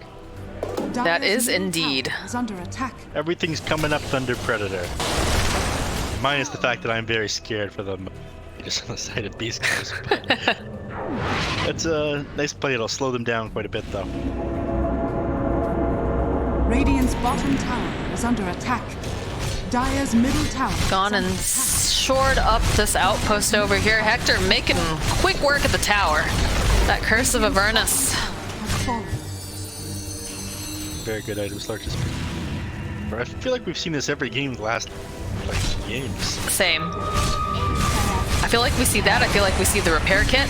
Macropyre is going to be able to take down that creep wave pretty quickly. The silence, it does not seem like they even really give a hoot about it right now. East Coast is just way too more strong. People. They know they can get back. Then right now, Slark is just trying to take the tier 3. Yep, he's trying to put some work there, but they're going to lose the racks. They're kiting fairly nicely, though, on the side of Thunder Predator. He's poking and prodding. Nice Dream Coil going to land over onto 3. Over on Hector. Bo's gonna come through. Looks like Jakiro might be in for some trouble here. Is gonna get burnt down by Whisper. And they'll find themselves a steal. When did they get the dual breath? Top lane. Slark managing to take a tower, almost managing to take one of those barracks too. He switched over to the melee one at the last minute. Maybe he thought he'd be able to get that one instead, but doing that amount of damage to range tracks, and they realize at this point Beastcoast is just way too strong. We can't fight them underneath the Aegis. Killing Kunkka twice is going to be possible, so trade what they could and wait for that Aegis to expire. Then they feel. I feel like Beastcoast want to give them any breathing room, though. You can see Hector leading the charge, running right down that middle lane. He spots out Matthew, throws out a shield. It's just going to start wailing away. And again, you do have a little ratfish problem. Yep. They'll be able to go and take one of the racks, but they are going to lose this tier 2. They have sent someone home here, Schofield. He's trying to deal with M&Z. M&Z doesn't seem like he cares a whole heck of a lot. So the rest of the side of Beastcoast are backing off. Slark making life very difficult for them. Kunkka did think about going back originally and then canceled this. So I think they're leaving Beastcoast a little bit confused. They want to. If they sent the Kunkka back, I think Slark just gets back in his own right. Maybe pop his BKB and TPs, and then you try and take a fight against that. Can't activate the Aegis if you're not in the team fight. Indeed. A little bit of scouting there coming up from Leo's style. They're all smoked up. They're going to go check out the Roche pit over here. They know that there's no one in there. It's creeping along from the high ground. 40 seconds left on the Aegis. Orb of Destruction found by the Chen. The jump forward, though, they should be able to go and just obliterate Stinger. They're taking out the rest of the side of Beastcoast. Oh, that ice path coming through. They do have a Glimmer Cape. They have the vision, though. They're going to turn back back around. They want to try to just take down Whisper as fast as possible, and they're going to be able to find a Bo comes through. It doesn't matter. They've got the BKB over onto the side. They'll be able to find a kill on Schofield. And now, Chris Luck, he's trying to run. He's running as fast as his little pirate legs can take him, but they are just creeping up on him. This Aegis, yeah, the Aegis, is it going to be enough? They're still chasing. They've got the vision. Couple more seconds. Oh, boy. It's gone. Chris Luck has run luck, and he's gonna get taken down. Very nicely timed by the side of Thunder Predator. And the top two, they're able to go find themselves yet another kill at Schofield. Did he buy back? Did buy back. That was such a nice fight out of them. They managed to catch up to Chen. That's the backline that you want to get on. It's been so difficult because of this Abaddon and the Kunkka. So you get that before the fight even starts, catch up these other heroes, and you force the Kunkka to run away. You even managed to get him in the middle of his Aegis expiring. Absolute best case scenario. That was very, very, very well played. Feels bad right now, again, if you're Chris Luck. You thought that you had a little bit more of an insurance policy, and they chased him. Too, keep in mind. Maybe you should have turned back around and got that. Oh, Whisper. Leo Styles here. He had those boots to travel the Macropires.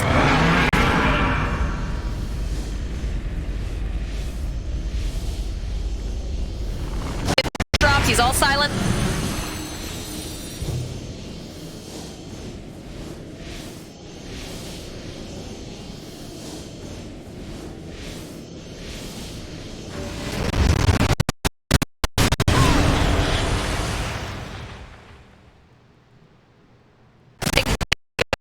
Get them as down for